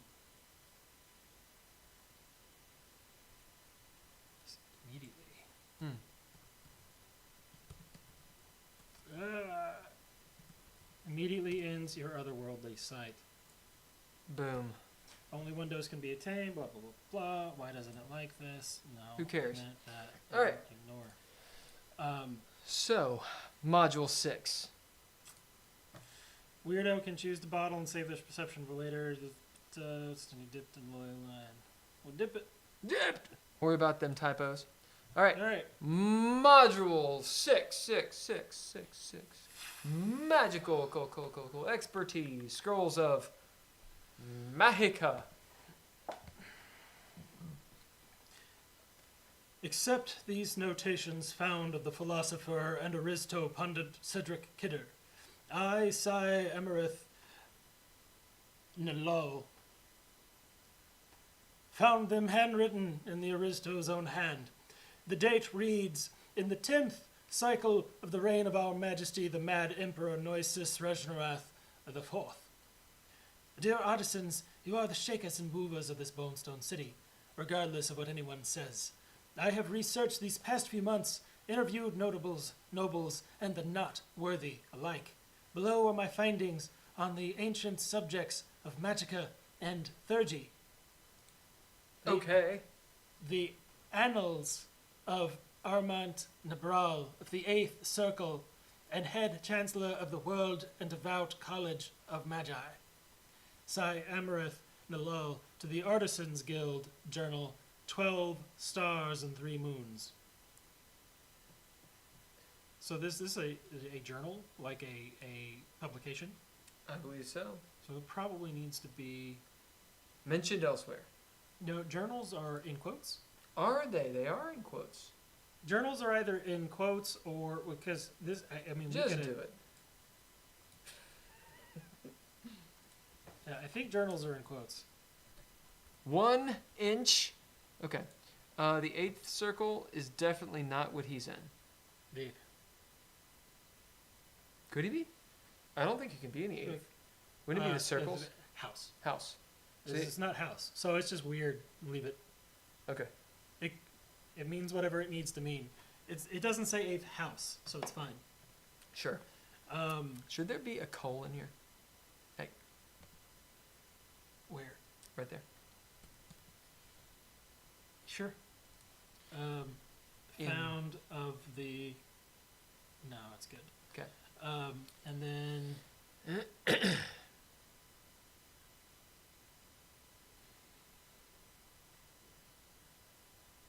Is this supposed to be annals? I have no idea. Annals. I have no clue. Yeah, we're gonna Probably. make it. Yeah, that's what it is now. Magica is real. Okay. Those who wield magica are called by many names and are known generally as mages, wizards, or Oxford comma sorcerers. Other nicknames are determined by the circle of magica which they practice. Priests, surgeons, elementalists, arcanists, warlocks, witches, namers, demons, and so on. Well, probably. Magica is the purview of creative minds and radical intellect, strong of will and spark, or so that is the jargon that mage colleges shove down everyone's throats. Below are the basics of casting magica, or more directly, how a mage uses her magic. A mage must possess knowledge of one of the 4 scrolls, a subsequent circle, and further still she must know of that circle's discoveries to perform magica. She develops her mastery and control of a circle by increasing her expertise rank, while raw power comes from training. Discovers. Her Oh, manipulation. Right. Mastery and control. manipulation, while raw power comes from training. Like all extra dice begin as a D4. Die type. What about magic training? Dice. Like all extra dice begin as a D4 for magic training. Oh, that's fine.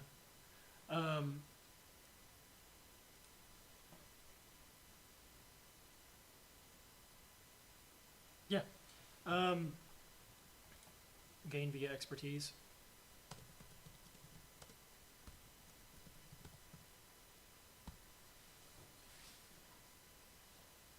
When the learned Zen first... Learned. What? That's learned. Oh, it is learned. When the learned Zen first delves into magica, you choose a weird one to take that away from. I know. I said choosed. You choose a weird one, man. You chose it. You can put learned if you want. No, I see what you're doing. about the meter, man. When the learned Zen first delves into magica and chooses a scroll in which to advance, she gains that scroll as a trait and also gains her first affinity, a power or cantrip that only mages with knowledge of that scroll can do. Each scroll, as do many circles... Oh, I see. It's still Yeah, it's... jank. Mhm. And each scroll and many circles grant its own particular affinity. Actually, it's really circles that give them, right? I don't know. We're about to I find want out. to say... No. I want to say unnatural gives it, doesn't it? At one time, it probably did. Or crickles. No, we can't. Oh. We should change them from circles to crickles. I do like crickles.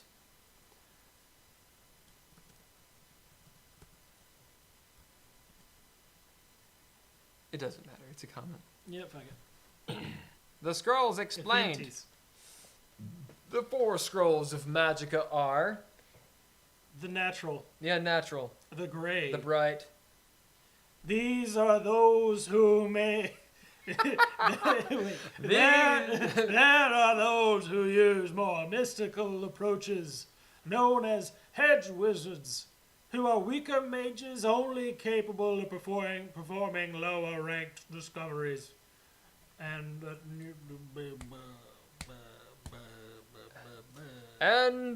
Leylines. We're not using it as a term. Lower ranked discoveries. And the Leylines. who can activate scripts and other incantations. However, the true power of Magicka lies in the understanding of the scrolls. Do we want to say of magic? I think they know. If they don't know by now it's the Scrolls of Magicka, then Yeah. Well, I think it's the first time that's said. I mean Wow. the heading, right? Maybe this needs Scrolls to of be- Magicka. Oh yeah, Yeah. And so, the scrolls.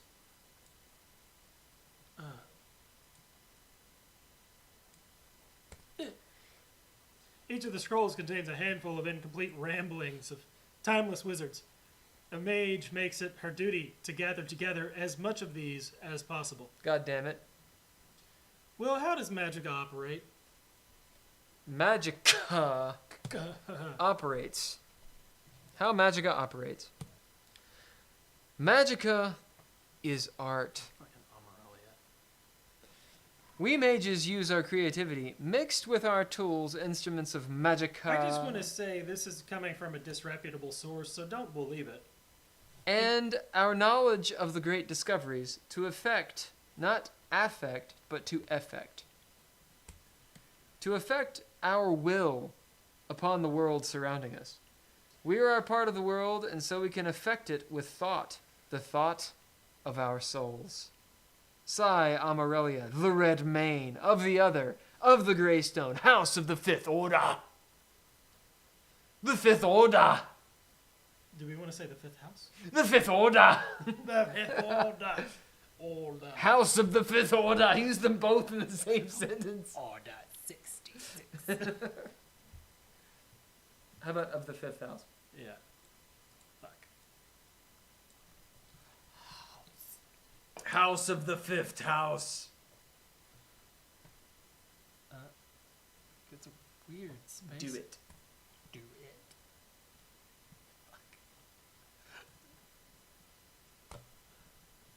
it. House. Oh. This font is weird. It is weird. Fuck. No. Space. Space. Space. Space. Kinda. Yeah. Yeah, Like, okay, yeah, we're good. It's just a really big space. Chaos. Chaos. Chaos? Chaos. Chaos? Should this That is be a a subtitle? No, it should not. What should it be? Oh no. I guess first off, Oh, this needs to be, a big O? yeah. Make that O big. And it is a heading 4.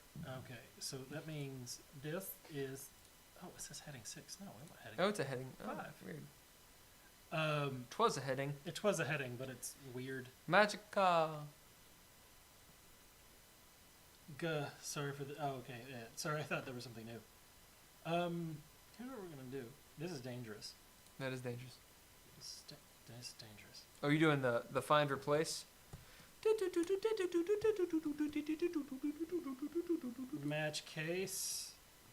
I would not do replace all. How many do we have? 49. That's not that many. Or maybe we should not do that now. Do it. Do it. Do it. All right, well, It just goes sideways. what do we want to talk about? You want to talk about quantum ogres? No. Quantum ogre. Oh, is it still going? Yeah. Is it? It just started. How long does it take? I don't No, know. no, no. Magic is gone. It did it. Boom. Oh. Yeah. Oh, okay. All right. We. I just Oh, do- no, no, I we- just do this. Yeah, you're right. Chaos. Chaos. We. did it. Using Magicka is treacherous, albeit awe-inspiring. I just looked at the mic, and so requires a gamble to be made on behalf of the caster. Whenever a mage unleashes her Magicka, she also rolls a chaos die. Chaos dice are rolled as a d6 unless affected otherwise. Is this bracketed? Did we bracket it? Chaos dice should be, because they are things you do. Right? Wait. It's something you do something with. Yeah. Do we bracket aspect dice? No. Ew. We bracket chaos roll. Yeah, you're right. Chaos die should not. You're correct. Listen. are This correct. is new. Don't hate on us too much. We just figured this shit out. All right. Irie. All right. Okay, so chaos die Chaos dice. is not bracketed. She also rolls a chaos die. She also makes. Makes a chaos roll. A chaos roll has a little bit of fake crab on it and some cucumber. Yes. Do you bold the bracket as well? I feel like I don't bold the bracket. I'm not a bracket bolder. You need to capitalize your chaos. I do. Listen, you always capitalize on chaos. Capitalize your chaos. You capitalize on chaos. Make use of it. Because if you don't, someone else will.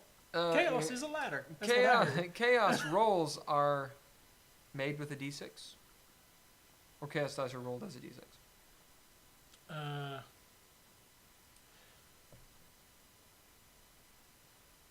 Oh yeah, we gotta bridge that gap, don't we?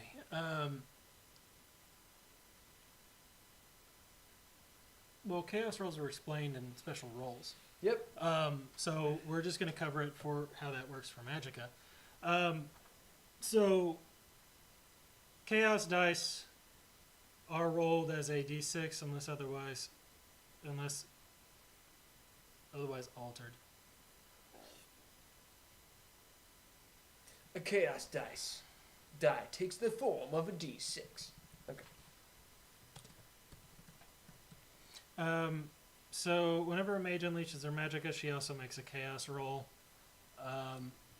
She rolls her chaos die, As a d6? which is which just is Yeah. a d6. Which is a d6 unless otherwise altered. A player may choose to bid one of her proficiencies, one of their, because we're dealing with Yeah. players. Player may choose to bid one of their proficiencies to gain a reroll for their chaos die. To reroll. Yeah. But only once per. Oh, we don't do that. Yeah, we do. No, we don't. Yeah, honestly, it's a die. You can re-roll it. This is superfluous. Yeah, yeah. Normally, a player can enjoy as many rolls. Get rid of that. I wonder when we made that. I think it was the thing that people did in play, and it didn't cause a problem. Yeah. It was one of those things like, Alpha testing. yeah. They should know. Say D6 10 times really fast. We'll go. D6, D6, D6, D6, D6, D6, D6, D6, D6, D6. Sort of sounds like 66. D6, D6, D6, D6, D6. Or 60, 60, 60, 60, 60. No, that's wrong. Because you said 66. Then it would have worked. You fucked yourself up. Well, the T is like the D. Example. Chuck Salmon attempts to use life magicka to revive an ally. He fails. He rolls Well, he makes a chaos roll. It's not what's his name?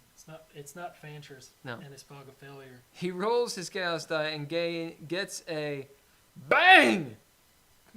Oh no! A nasty mishap. He instead uses one of his mulligans to reroll the die. He uses a proficiency. These One of dice. his mulligans. Blast! No. Another one. These dice are tainted. Chuck must accept the consequences. His name explodes and morphs into Salmon Chuck. Everyone now laughs at his funny name.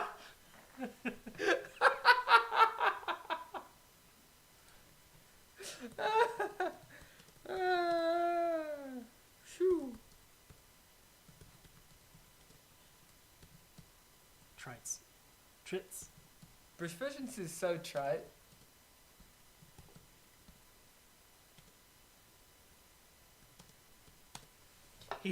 These dice are tainted. He has no more proficiency traits to bid. Oh, fuck. So Chuck must accept the consequences. It's good. It's perfect. It's perfect. It can't be better. No. Concentration. I'll make that head. Whoa. Mages learn quickly that bending reality to their wills is not easy. Extending one's will beyond her person and across distance is especially hard. Above all else, performing magica requires concentration. Ding, ding, ding, ding, ding, ding, ding. You go ahead and do the keys, and I'll do the mouse. I got the keys. You got the mouse. Oh, I'm bold. I'm bold, that bitch. If she loses her concentration or her will is interrupted, dire consequences could befall the mage and all surrounding her. I mean, interruptions like maybe just is insufficient. If her will, she's found wanting. Okay. Maintaining one's concentration. What? I need a mouse. Mouse me. Mouse me does not sound right. You gotta finish reading. Oh, I did. Or her will is interrupted. Dire consequences could befall the mage and all surrounding her. For some reason, I didn't hear Yeah. you say that. Boop. Maintaining one's concentration generally requires a new bid, or successes can be burnt off to represent subsequent time passing. We should restate this. Yeah. Go, my minion. may- Misstated. Restate it. Do the thing, Grandma Monkey. Do it. Go and fix it for me. Fix the Fix words. Make that happen. Go. Do the syntax. Maintaining one's concentration across multiple rounds generally requires a new bid per round.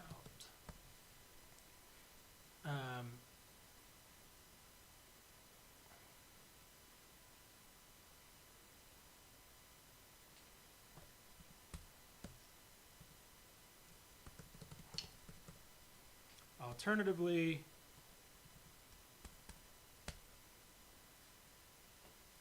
successes gained on the initial roll to cast the magicka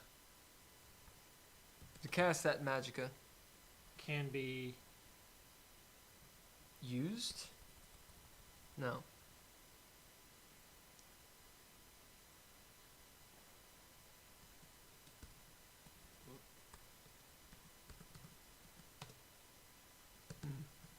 spent toward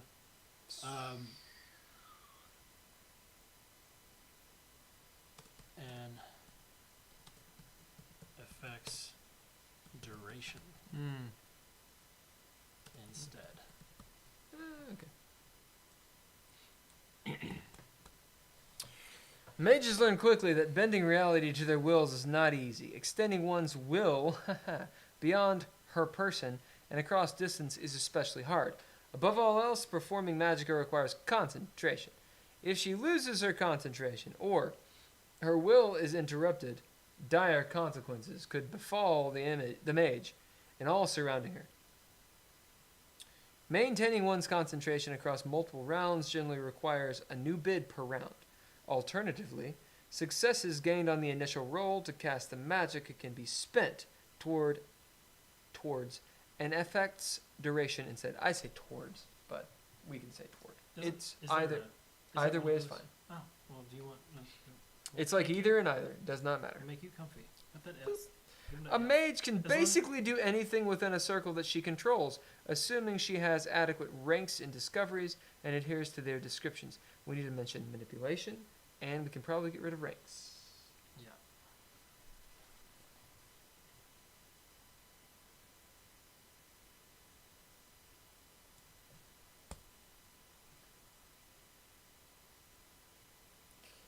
assuming she has Adequate discoveries and manipulation. and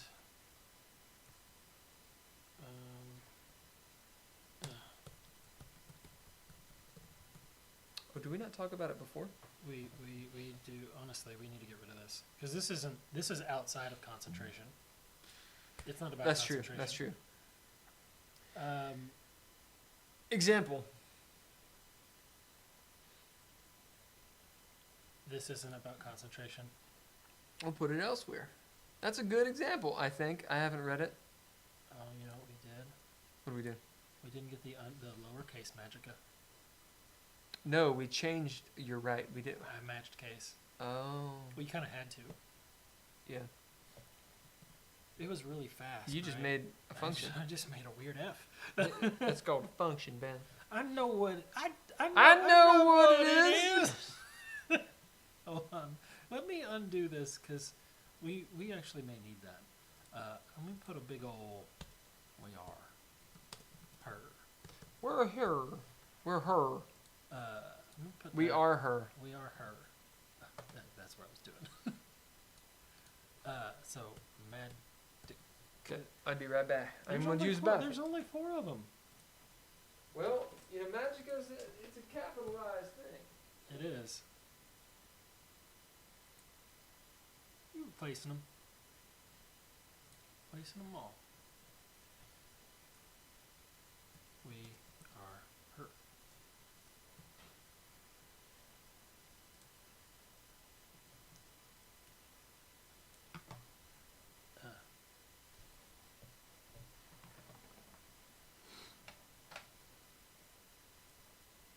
Alright, so we're getting rid of this. I don't know where we're going to put it yet.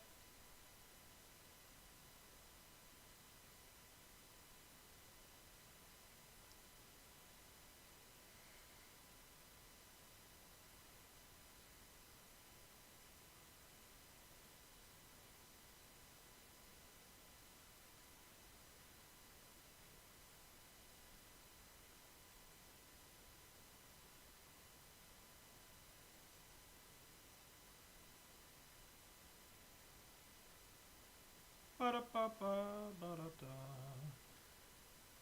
You guys are special.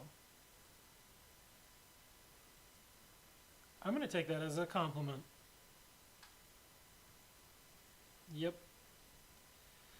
I have no idea where to put this. I'm going to put it here. It goes right there for right now. And we'll deal with that in a minute. It's, let's take all of this.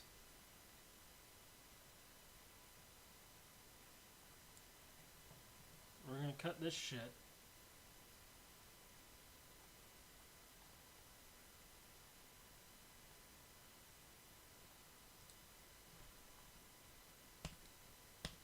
And put it right here.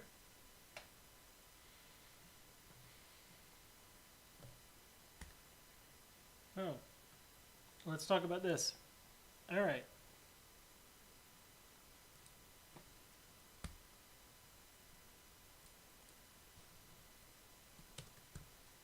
We're talking about mishaps and danger level.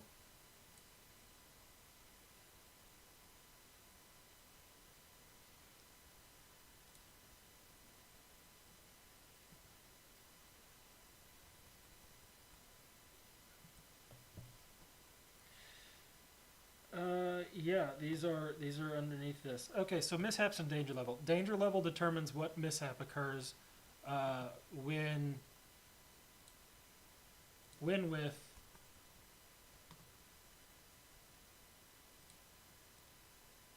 when a mage rolls a 1 on their chaos die. Arbiters use this table as a guide, but feel free to get creative.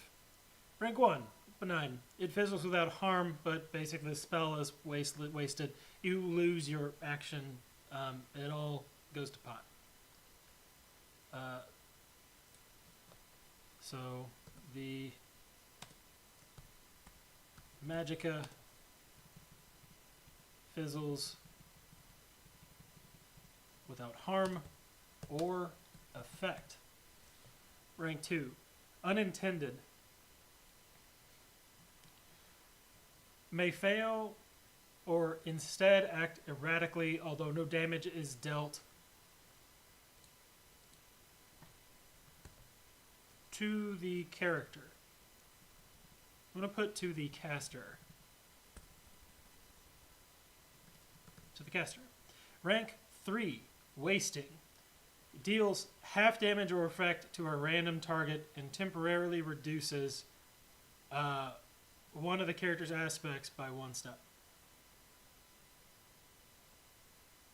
Okay.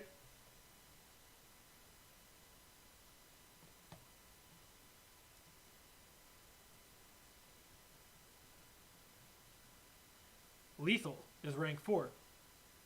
50% chance of the unintended effect being applied to the character instead of the intended target. Again, to the caster. And a 50% chance of utterly failing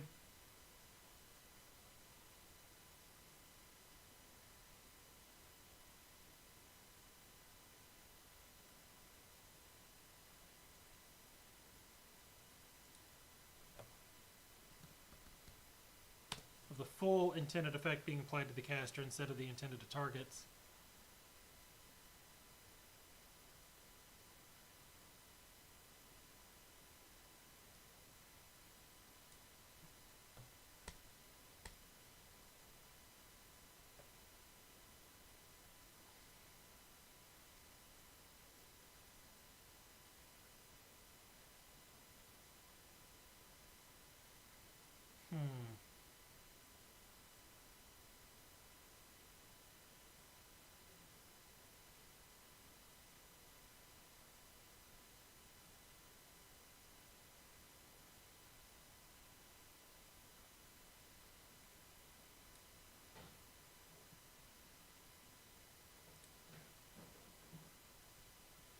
So this temporarily reduces one of the character's aspects by 1 step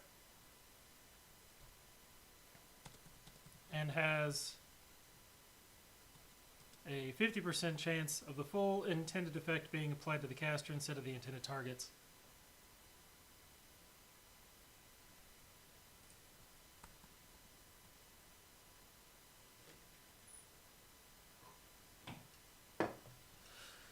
I moved mishap and danger level and chaos dice up to chaos. So this is heading 5. These are in fact heading 6. So mishaps and danger level, blah, blah, blah, blah. This works. Magic fizzles. This may fail or act erratically. This deals half damage to a random target and reduces the caster's aspects by 1 step. Make that damage a big D. Make you a big D. Lethal.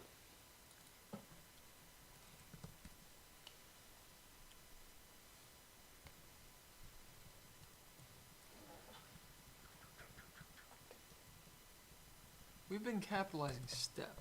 Yeah, so let's do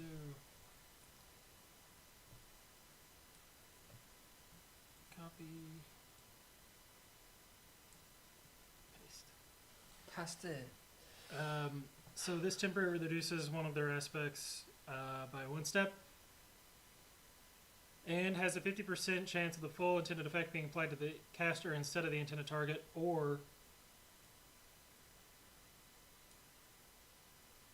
I guess and works better. And a 50% chance of Utterly failing. Utterly failing. So basically nothing happens. Yeah. It's like either it fucks you or you get benign. Mortal is rank 5. This is move. So again, we're going to start off with this. Copy. It's a syntax issue. Reduces 2.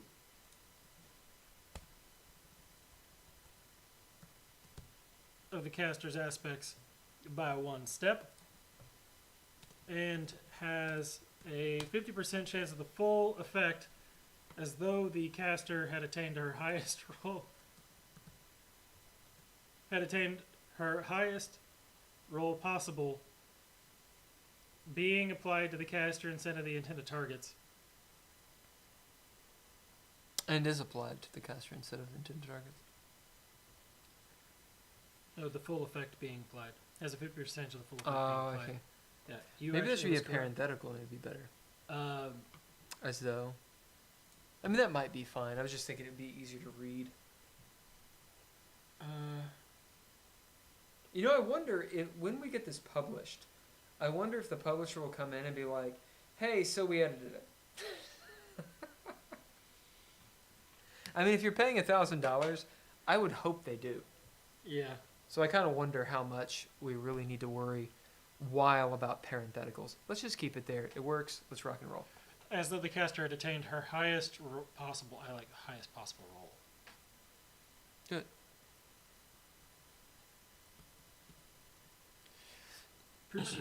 Possible roll. Possible. Possible. Kim possible. Being applied to the caster instead of the intended target, and a 50% chance of utterly failing and temporarily reduced. That's a huge run-on sentence, isn't it? Wow, this is no longer necessary. Yep. If an affected aspect is already weak, then the remainder is still. Okay. Because it's weird. Unfortunate. As rank 5. But the effect harms all within a maximum owie centered on the caster,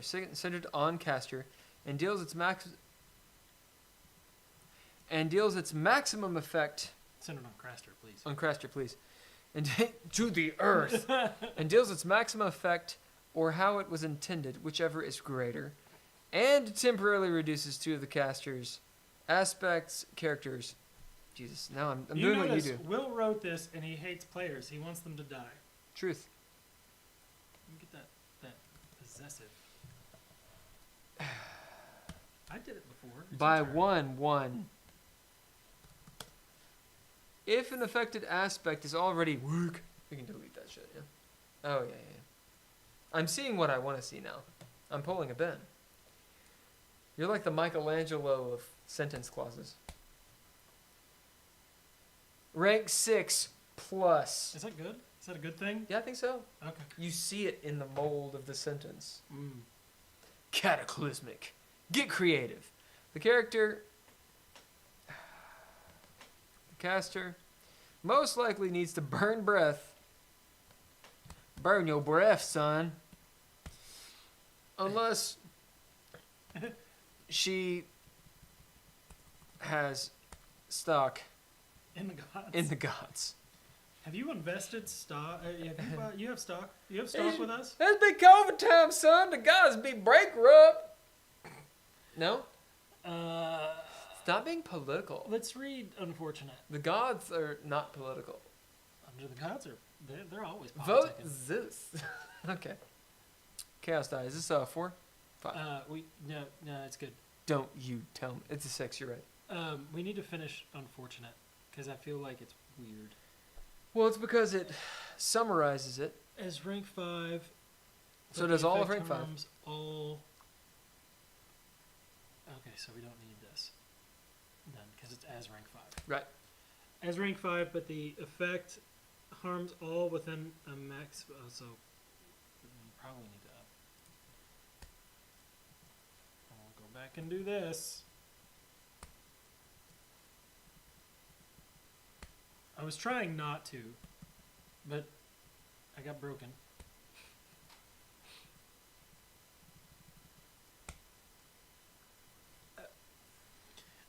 As rank 5, but the effect harms all within maximum AoE centered on caster. What you maximum AoE? You want to do like medium? No, maximum. Medium, I think, is the maximum. Like maximum. This is an ambiguity in the language.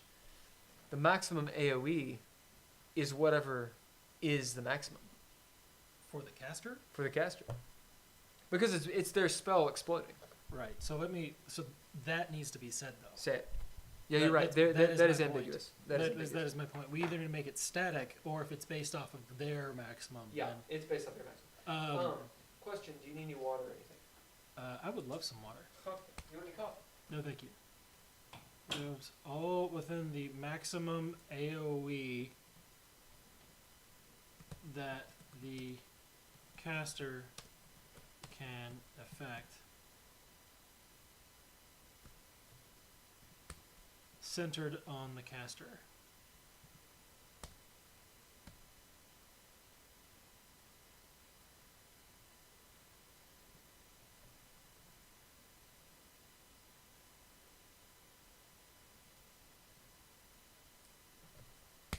We don't need that either.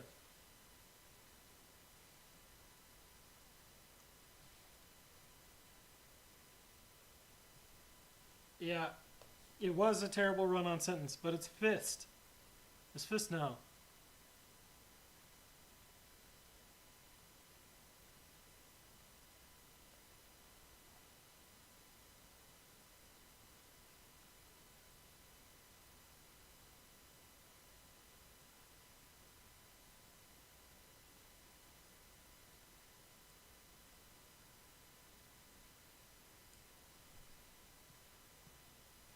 We will keep that. And we don't need this anymore. This is all deprecated nonsense.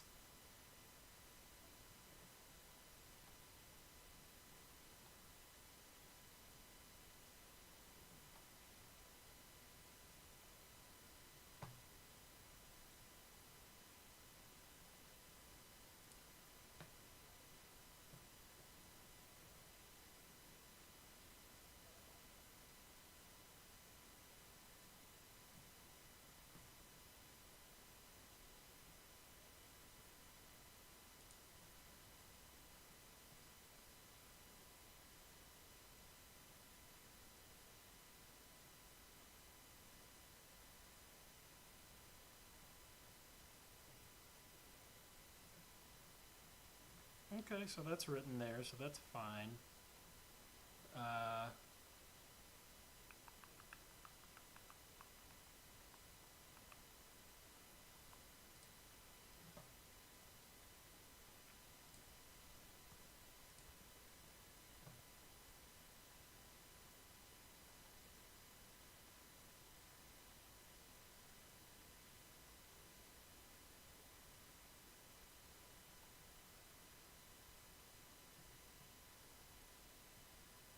All right, and we've talked about concentration, so now we are on restrictions. Boom. Thank you. Oh, I got the purple glass. Are you doing nice? La Croix? I think it's empty. Let me check. La Croix? Thank you.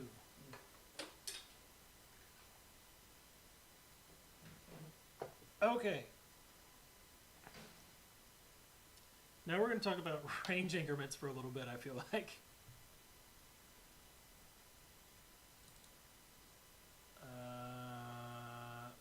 Is it Control Alt 5? It is. Okay.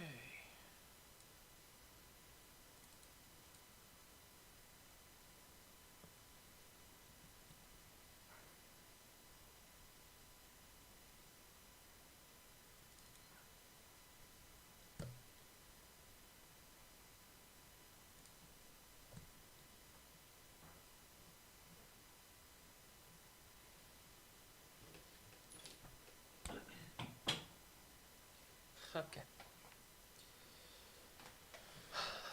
We keeping the arbiter's note there? I'm actually, well, I was just fixing the headers. All right, so I got rid of a redundant section on Chaos Dice. That was just nothing but deprecated rules from 1.7 and earlier iterations of Relapse. Mm-hmm. We've gone over this. We are now on, and we did concentration. Now we're going to talk about restrictions, which is immediately going to devolve into addressing this comment about range increments. Yeah, it's a conversation. So, let's run on sense. Say D6 10 times really fast. Come on, Walk. I can say D6 all day. So, I think the range increments are necessary. I think abstracting them is wise. And then giving an option in like Module X for, hey, if you want to run with concrete distances, here's how you do it. Or just, fuck it, leave them out to dry. But having some abstract explanation of, like, here's how you approximate range increments, right? I think is good. I've seen systems break it down, break battlefields down into like zones. Yep. And it's like you can affect, like, the zones are, it doesn't matter how big or small they are, for the purposes of this scene, they're this big, or for this encounter, they're this big, and you can affect so many zones at once, or so many zones away, yada yada. Yep. That can get, I think that takes it in a direction that I don't want DreadLore to go in. I don't know how you feel about it. But I think the way that we deal with range increments is fine. You've got point blank, which is I can touch you. You've got short, which is like you're in the room with them. You've got medium, which is like medium is probably the biggest sort of trying not to say range. It's the biggest increment because it can be like the distance between your house and your neighbors, or the distance between your house and your neighbors, like in a suburb versus the county. Truth. You know, they can be like an acre away or 3, and that's kind of medium. Long is really anything outside of that, and extreme is like, I think I can see him on the horizon, Jim. This is all different than line of sight. I guess extreme really is line of sight. So extreme basically is it's something that's put in there to like address the idea of something being too far away to affect. That's extreme. unless you can. Unless you can. But it really is sort of an outside edge case. Like Well- you're talking about ship artillery. So what we're looking for, Do we want to just go to range increments? let's read it really quick. Or did you already read it? I have not. All right, let's read it, and that way we're on the same page. Okay. Okay, the range increment for all magicka is point blank. That's X'd out, although that technically is true. And then it's restated here. Well, it is crossed out. A mage must, this is under restrictions, a mage must spend her successes to affect, again, her surroundings, improve any aspect, cause any effect, or any other manipulation beyond herself. So what we're trying to say there is, it's point blank. Anytime magicka is used, she must also roll her chaos die to see if her intent fizzles out. Okay, this part can just be taken out because the all whole of this can. well, okay. But I'm saying that this part about the graduate and the chaos gems, that needs to be saved and put elsewhere. Potentially in settings Instruments. or in instruments. The thing is, in instruments, surely there's something about chaos Yeah, gems. this that needs is to go. a restate, Yeah. and this is this. Yeah, take it out. So we're just getting rid of dems. Okay. They I went see. away. I see what you mean, though. Yeah, they went away. All right, let me. So find it. I'll get my Let me coffee. drop this off. Drop it off at the down below. Yeah, I gotta go down to Ninja Gear.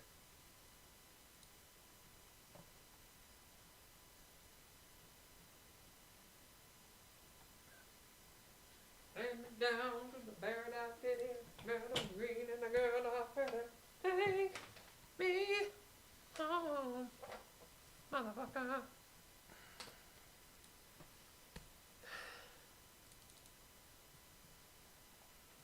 Glimmering. glimmers. I know. So, it's different. It's a little different. A little different. I'm just a sparkly mage. It's Got all kinds of sparkly glimmers. Is there really not a chaos gem written there already? No. Wow. It left the book. It went the way It has of the dodo. left the book. So, this, we'll get it. We'll get to it. We'll get there. Distance and AoE. Okay. All magicka is cast at point blank distance and point blank AoE. Essentially, it is extremely difficult. Do you want to tell our audience what AOE stands for? AoE is area of effect. Essentially, it is extremely difficult to extend magicka beyond oneself without the use of an instrument of magicka. Each success a mage rolls when throwing down. I don't know why I'm editing this because it might go the way of the dodo. Whatever. Each success a mage rolls when throwing down can be spent to either increase the distance or AoE of her intended effect. During the dread, the Arbiter can ask a player for multiple bids to achieve the necessary requirements to cast over distance or affect a larger AoE. I know. Mage can cast at a maximum distance of loss, which is line of sight, and a maximum area of effect of medium. If she wishes to exceed these limitations, then she must employ an instrument of magicka at minimum wage, to which she is attuned.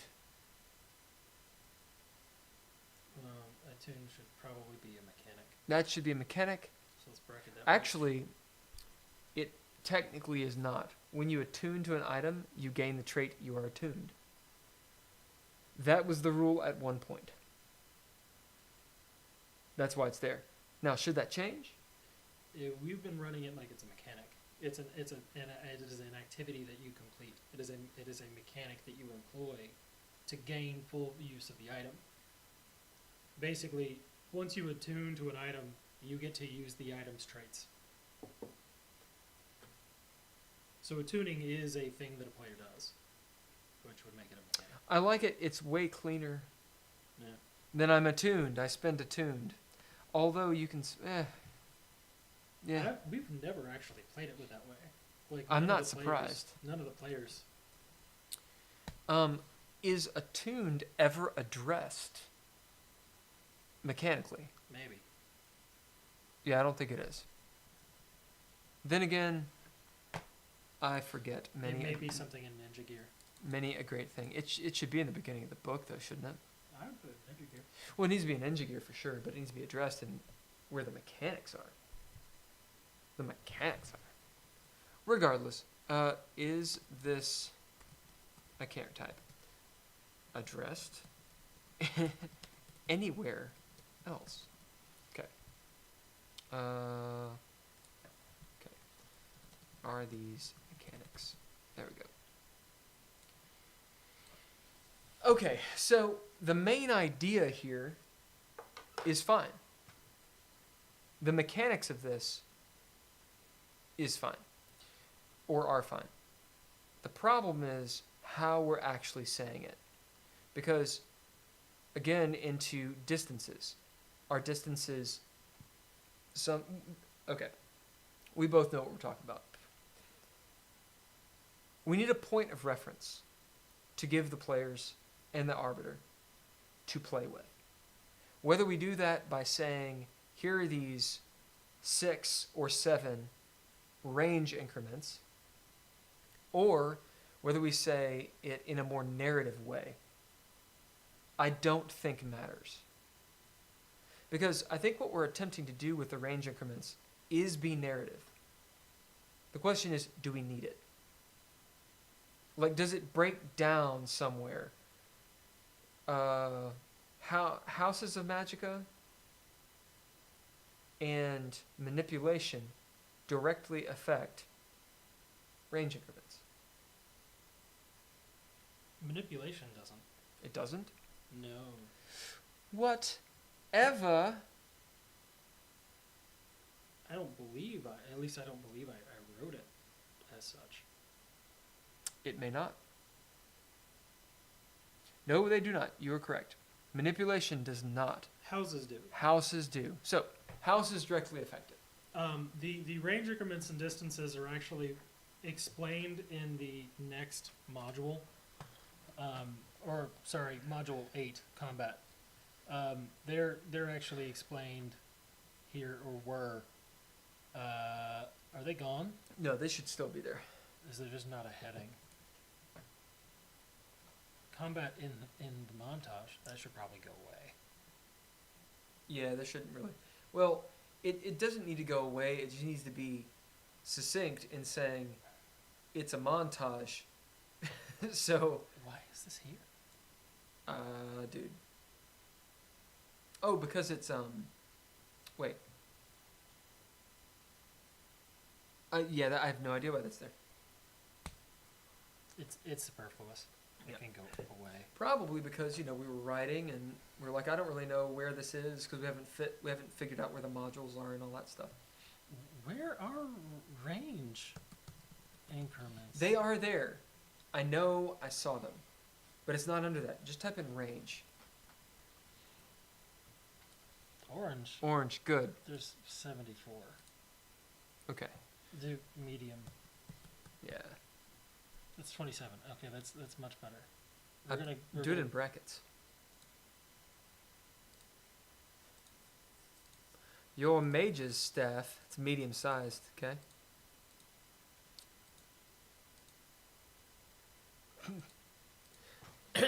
Try to do it, ow. Or do medium plus. That's one that's definitely gonna not be too often. Or keep on going through them. Well, I meant number 1. Numero uno. Like, But that doesn't mean it's actually explained there, right? no, my point is I just went through the whole. Like Oh, you did go through Yeah. it. I know it's there. I know it's there. They're gone. I found it. I found it. I found it. Here, move. I think you took it out. I've usurped it. Ha. I think you took the range increments out, Will. No. Did you delete it when No. you were trying to figure out if they were necessary? No. That was never the case. It would not surprise me. Oh, come on. If only there was a way to just see the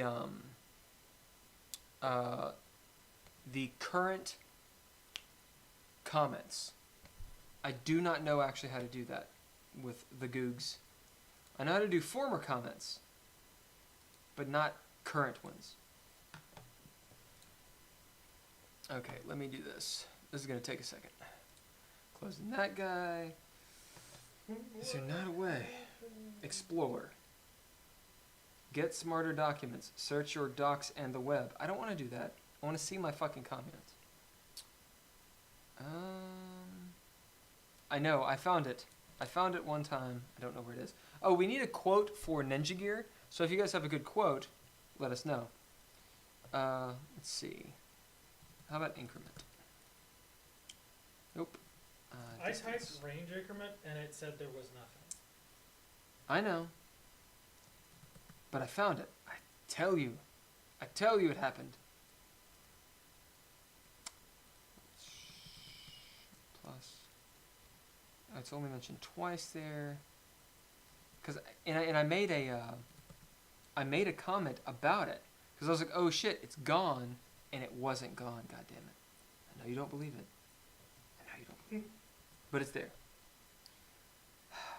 If anyone knows how to search comments on Google Drive, let me know. Like actually just like a list of all the comments you have. Because it's really irksome to have to go through an entire document as I'm doing right now. Character creation, needs wording. Let's see. I have seriously looked up the help for Google Docs several times. Placeholder. Okay, that's all streamlined. We've actually gone through a lot of these, as Ben had mentioned. Dude, it's not even 2.2. I'm telling you. I am telling you. I'm not asking. It's there. It's just in the book. And I'm going to find it out of stream. I know I will. Make do happen. Experimenter's guide. Should it be less heinous? I don't know where it is.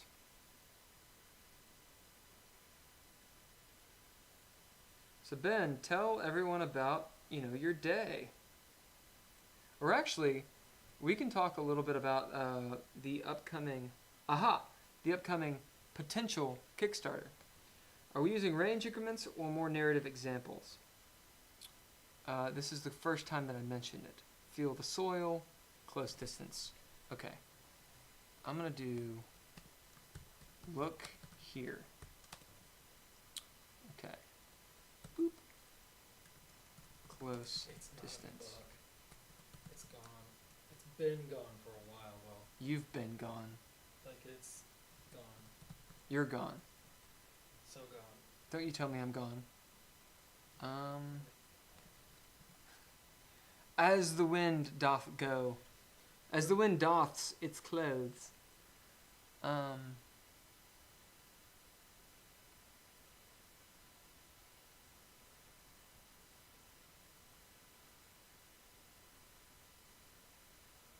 Because I found it. See? Hey. Shay? Yeah, hey. And that's why I didn't remove it. Because I was like, oh shit, does it exist anywhere else? And I did fucking find it. I'm telling you, I found it. Unless every single instance of range increment or distance is just horribly misspelled.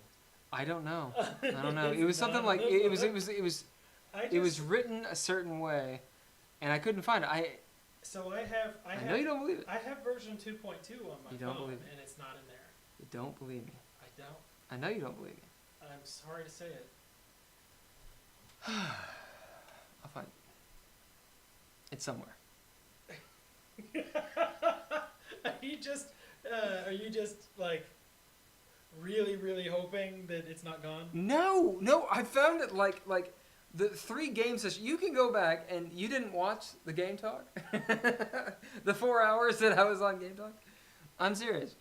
I was on it and I found it. What the hell is Cameron doing here? Okay. So tell them about your day instead of just them watching me scroll. Talk.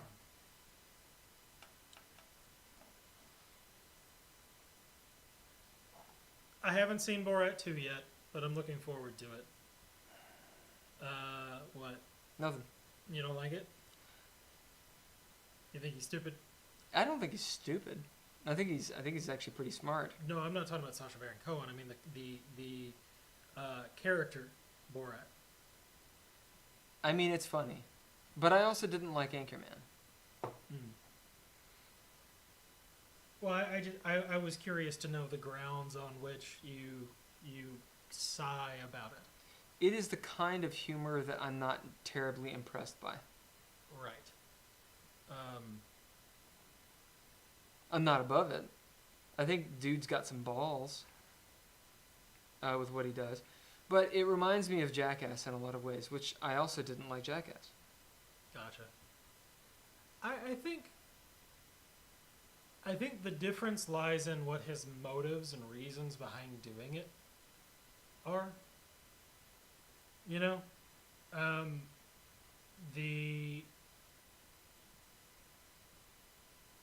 It'd be one thing if he was just out there being foolish. Right. But he is being foolish to hoodwink people that he, so that they would show their true colors. In a way that they assume was, or at a moment that they assume was like off the record or, what have you. That's why you end up with these interesting moments where good people are actually, like, their goodness is revealed. And then you have people like sticking their hands down their pants and saying they're tucking in a shirt. Which I haven't seen the scene yet, so. I haven't seen any of that. Maybe what I found was that we're still using this kind of stuff in other places in the book. I don't know. The actual, like, we're going to have to pull that from 1.7. Yeah, we are. Like, we're going to have to, well, it didn't survive. Ignore spelling suggestion. Are these mechanics are these mechanics addressed anywhere else? You just put that there. Yeah. Well, I didn't just put that there. No, I mean, Oh, you I see. typed it out elsewhere on the book. Yeah. I think you did that today. Suggestion rejected. Shit. I can't find it. I know I saw it. But maybe I'm just thinking of us. I thought that we had taken it out. But we're still referencing it. It needs to be in the book. Are we going to use it? I think we have to address range in some way. Because the moment that someone's like, I have a crossbow. How far does it go? Yeah. Right? Like, there needs to be some sort of structure there. It can still be a narrative structure or largely abstract. So, But let me do counterpoint here.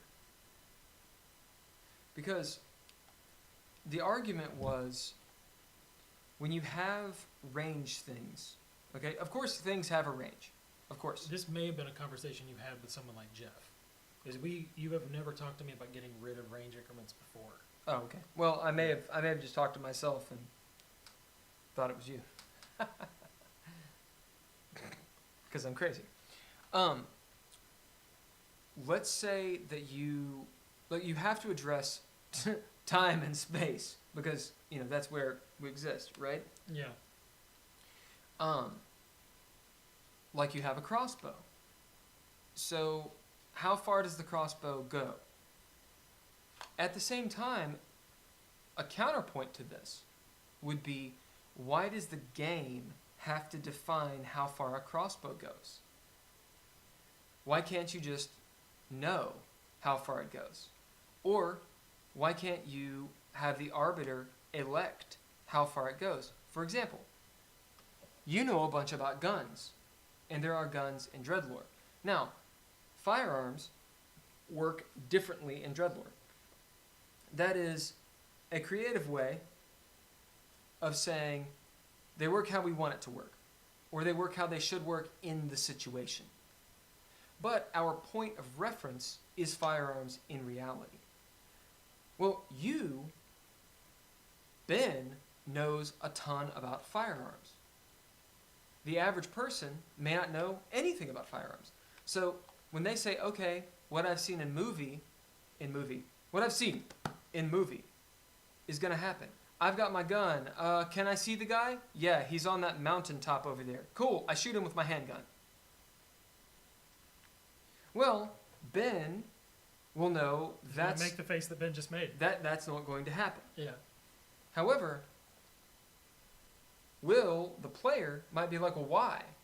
Well, the book says, I've got... So you have a mechanic that addresses something an expert might know, but the arbiter could just say, you know what? Yeah, you hit him. Now, is that realistic? No, neither is casting magicka. So my point is, things need to have bounds, they need to be addressed, they need to have a point of reference.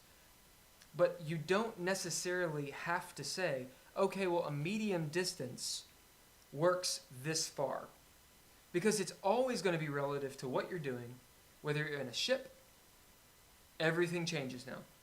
Yeah, I don't want to have to rework entire systems of the game, like magicka and equipment, to avoid references to their effective range.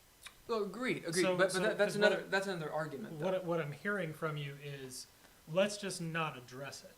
As in, you have crossbow. What's it do? It does d6 damage. Right? You have ammo, you gotta put bolts in it, right? And then range isn't addressed because it's totally up to the Arbiter. No, it's addressed with a point of reference And that can be understood. my argument is, if you are referring to specific distances in the game, like for specific items or effects like magicka, then there needs to be a table that gives a description, because otherwise people are going to be unsatisfied. There will be there'll be a bunch of sour grapes about how range isn't actually addressed. It's like, you give us a bunch of ranges, but I don't know what it means, especially when it comes to something like medium plus. Well, you don't say medium plus in this case. And again, I'm not going to call it devil's advocate, but it is a counterpoint. So I'm not married to this idea. Yeah. It's just to have a healthy conversation about it. Yeah. Because what we decide now will echo throughout the entire book, as you stated. Yeah. It is actually an immense amount of work to rework. Yeah. To rework. For that reason alone, I say we don't get rid of it. Well, but that's not a good reason, because that's a lazy. Listen, Mr. Claus Fest. We have a schedule to get this done, right? Truth, we do, we do. However, We're going down butthole road. my right point now. is the danger of, because I can hear it now. Just do range increments, Will. The danger of doing range increments is you start thinking in range increments, and that doesn't exist. See, the range increment is to simplify something, to give it bounds. Don't do it. To give it bounds. To give it bounds, but not to be married to it. As in, to not. The danger is you build range increments to explain items and how certain levels of magicka and power levels work. But then you start building rules off of those range increments, and you go to hell. Like, oh, well, normal mages can do a medium, but you can do a medium plus, and if you do this thing, then you gain a boost to that, so now you're at a such and such. And this can go to hell really, really fucking quick. For example, how far can you run in a turn? Mhm. Oh, well, 30 feet? No. Like, it goes bad really fast. Well, what if I took, the super alchemical elixir? Okay, well, you can run as fast as the cheetah now by the mechanics. Because now the mechanics are actually showing you how to play, Mhm. rather than the narrative, right? Yeah. So that's the counterpoint to it. I don't have a solution, but I do wonder if you say something along the lines of, you have a crossbow bolt. It can shoot, so you can hit targets, and then you do it just like we do these discoveries. As in, it is a narrative thing. With this crossbow, made of the finest wood, or whatever the fuck, describe it. It's got the springs and such. It's a Sprock device. Not everybody knows how to make it. Whatever. And it's been said that the finest shot can shoot a hill away, or, twice as far as a man can throw. Right. So you have a description for each item, which is work. But it's not couched in close distance. It's completely descriptive. So, one, that's like quintupling the amount of work we have to do, or worse. And I'm wondering what the payoff is. Because right now what we have is a system that players would be comfortable with, that we've already done the work for. And it's a level of accessibility that is baked into expectations of the players. I don't know that the other way is going to improve the play experience at all. Because no matter what we do, we have to address effective range and movement no matter what. Like, that has to be in the document. Yep. And changes to movement and everything have to be in the document. And if we make, because the section on range increments was not big. No, it wasn't. Especially actually. especially after It was we good. after we got rid of the possibility of running as fast as a cheetah. That was pretty good. Then movement was fine too. So I don't think that it's going to improve the play experience to get rid of that. We just need to change the descriptions on the distances, on the actual increments. Like, what is medium? Okay, well, we just describe it narratively and don't give units of measure. And then it's fixed. But we can't do the half measure, which is what we have right now. We're referring to things that aren't ever defined. And that is bad. And also, I guess movement's gone too.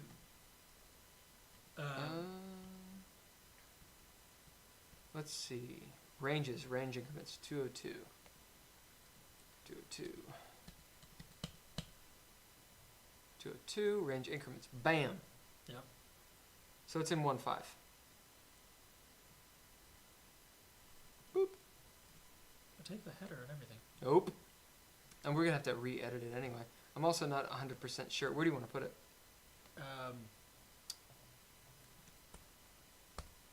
I think the crunch should go in the first module. At least there should be a reference to it. There's the combat module, which covers a lot of the crunch. It goes into in and detail, though. it does, and this is why I say combat module, because the only time where movement really matters is in those granular moments, and granular moments are combat. Okay. Because if it's some social scene or like a skill test or something, then it's probably much more narrative and fluid, and people aren't really going to be asking about how much distance can I cover in my turn, right? Because the only time you really break it down in turns is if the entire play group is arguing amongst themselves and you're trying to arbitrate amongst the players rather than the characters, or they're in combat and it matters.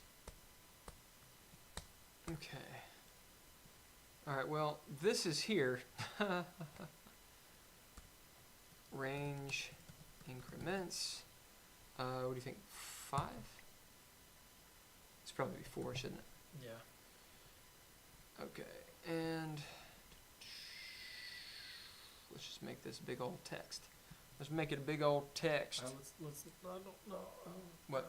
Oh, okay, I see what you're doing. Yeah. I was I'm like, just don't- I'm just formatting it to I them. was like, don't get rid of the. Honestly, I'm just gonna leave it there. yeah, Okay. because we are running out of time. Okay. So, fix formatting. Oh, you. What? You gotta make that a header again. Oh, did I fuck it up? Yeah. Oh yeah, I fucked it up. Well, now Four. I fucked it. Four. Food. Four. All right. All right. So there it is. Do you want to show them that? Oh yeah, sure. This is how we can end the stream if we want. 'Cause So then we'll have to go. 13 minutes, 10:30. Yeah, Okay. that's what I mean. So touching, personal. Yeah. So personal is Technically, it's close, isn't it? yeah, Well, these are old. these are They old. are not. the relapse range increments are gone forever. I bet I'll find them. You know, I bet they're on. I will do it. God damn it! I will find it. They're I will gone. find them. They're gone. I will find them. So this is old, but essentially you have point blank range, or really I guess range 0 would be like yourself. Point blank range is touching. Short is spitting distance, within a few steps, or I do like that, throwing range for thrown weapons. Medium is the average character's threatened area. Threat area. Like I was saying threatened, because I'm not reading these, I'm talking about them. because these aren't correct. Are you above them? No. So you've got essential personal or self, then point blank, and then what we were calling close distance or Yeah. close range. That was in between. And then we had a medium range, which is really the zone that you're going to be operating within, right? And that can be, like I said, across the street or a couple of acres away. Acres. An acre really isn't that big. Acres pretty big. Not like across, like dimensionally, sure, but it's like a square. Yeah. You know, it's square footage. So I'm not. Yeah.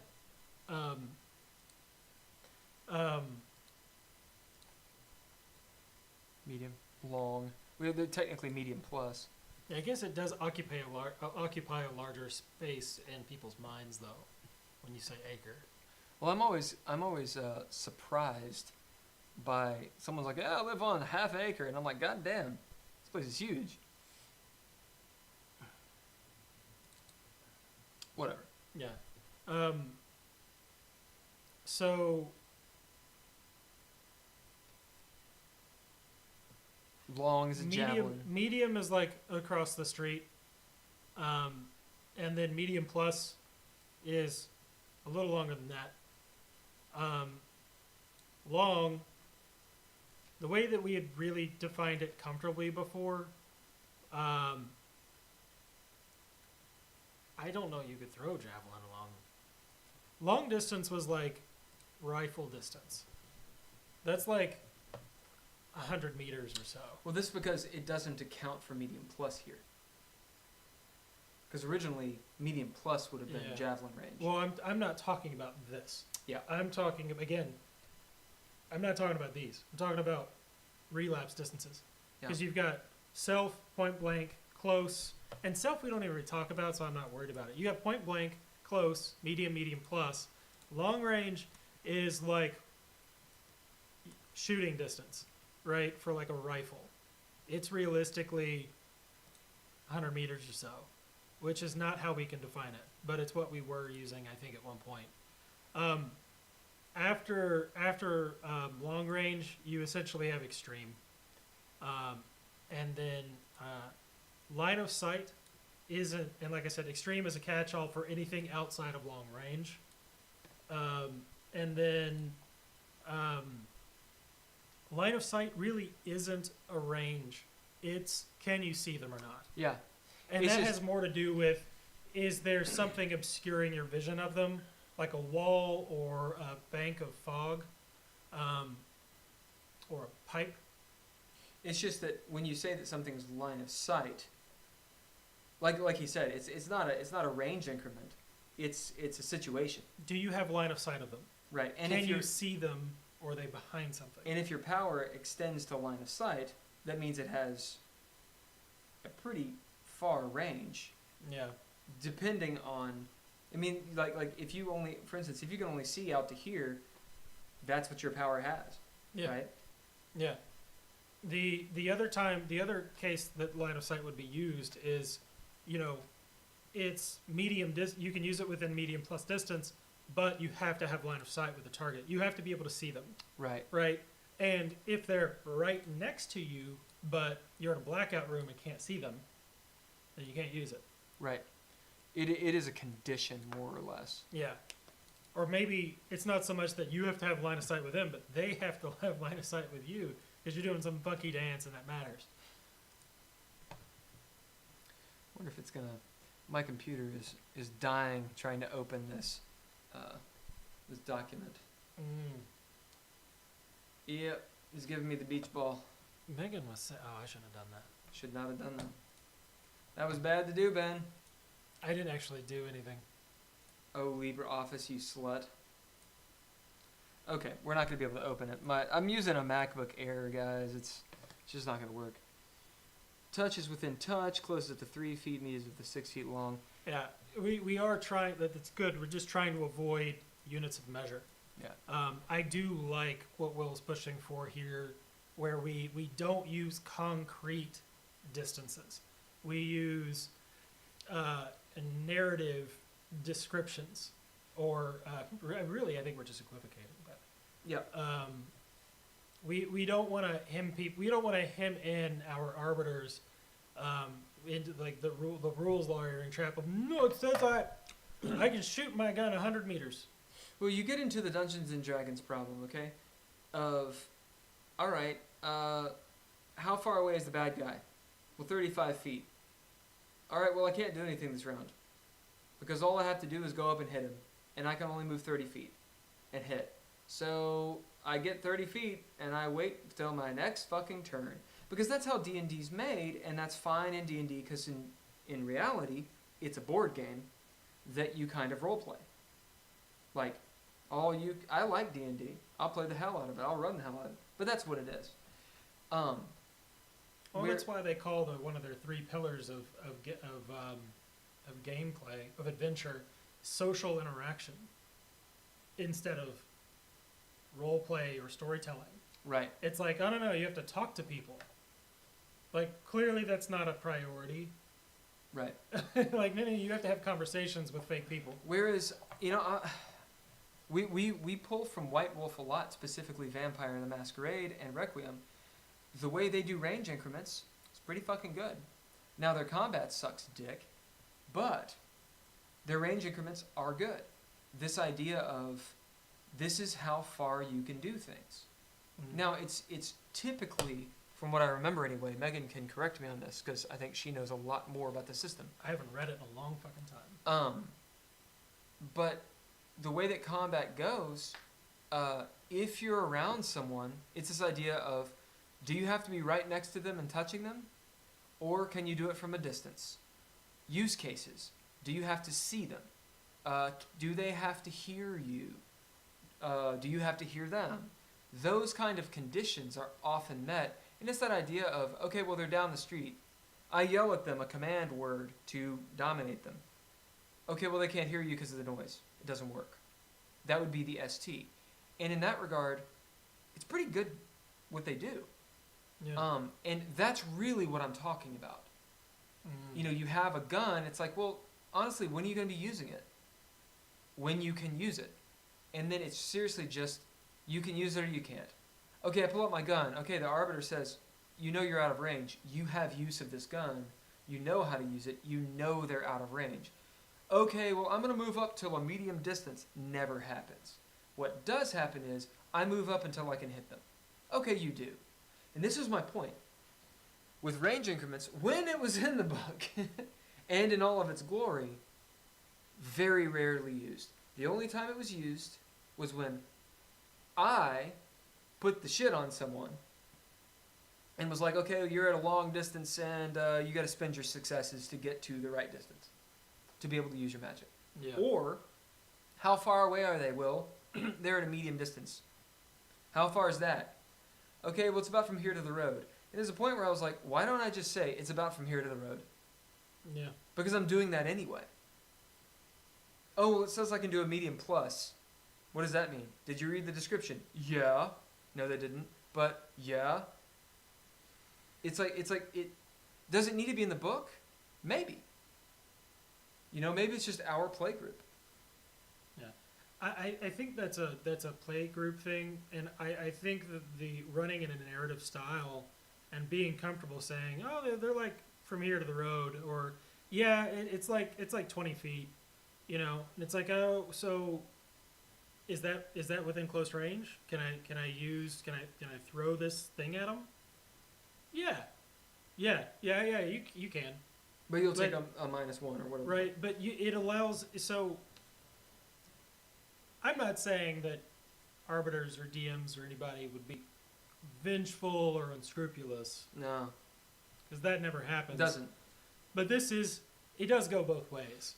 There is Yeah. an insurance here, right? Sure.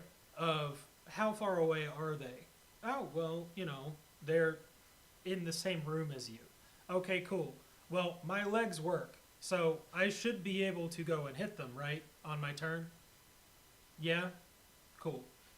And it's just how much do you pay attention to? Do you use the rules? Do you not use the rules? Or even if my legs don't work, I have the thing that Right. lets me move.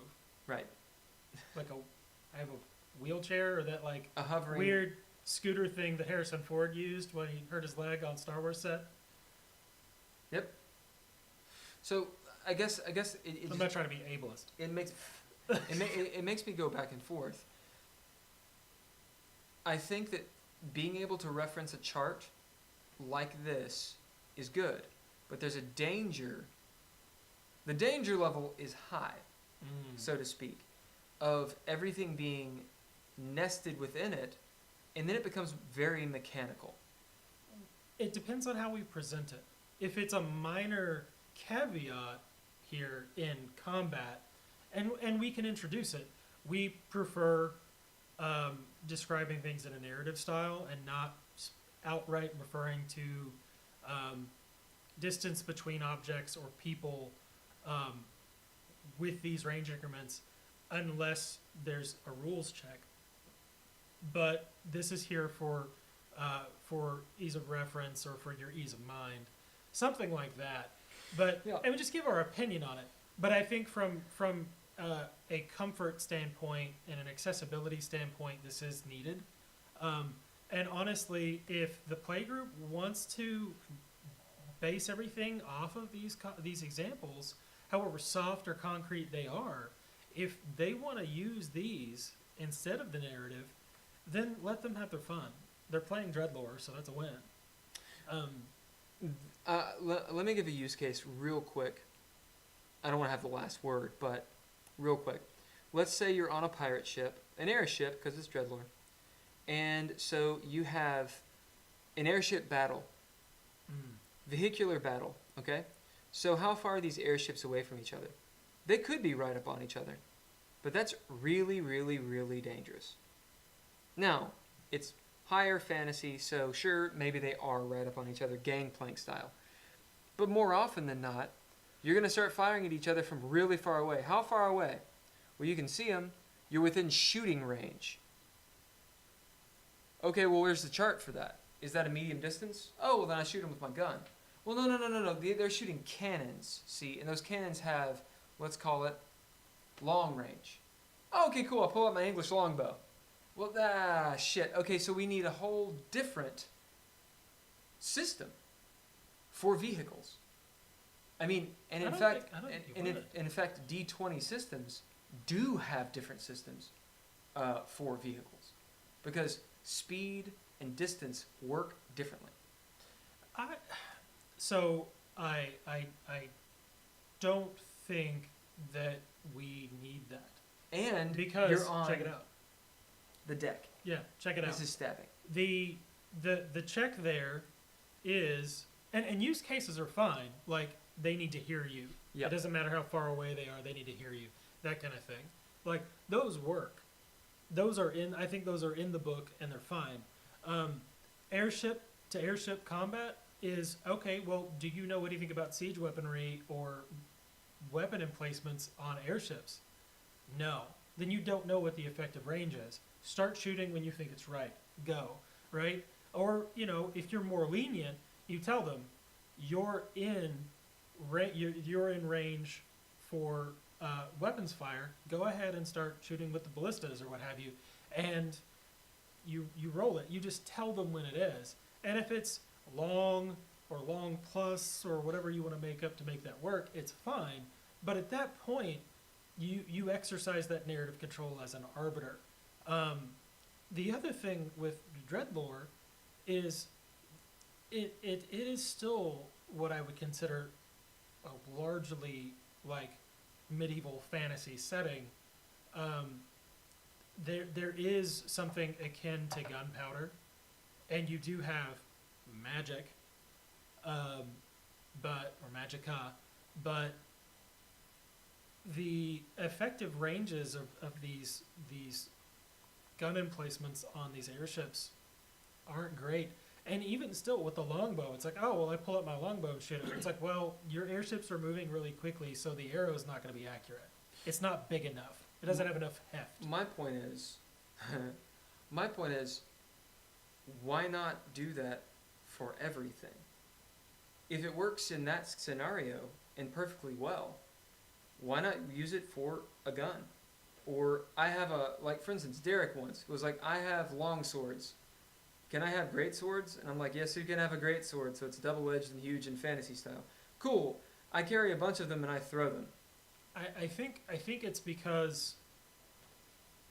But yeah, that's you know what I'm like saying? monkey grip. That's a D20 problem. But you know what I'm saying? Like, but it's a problem because I dare say range.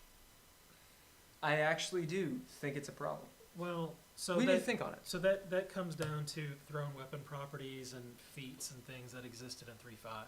I think you're conflating a couple of different things. I use narrative description for most of my games rather than exact footage. You are correct, Will. Ha ha ha.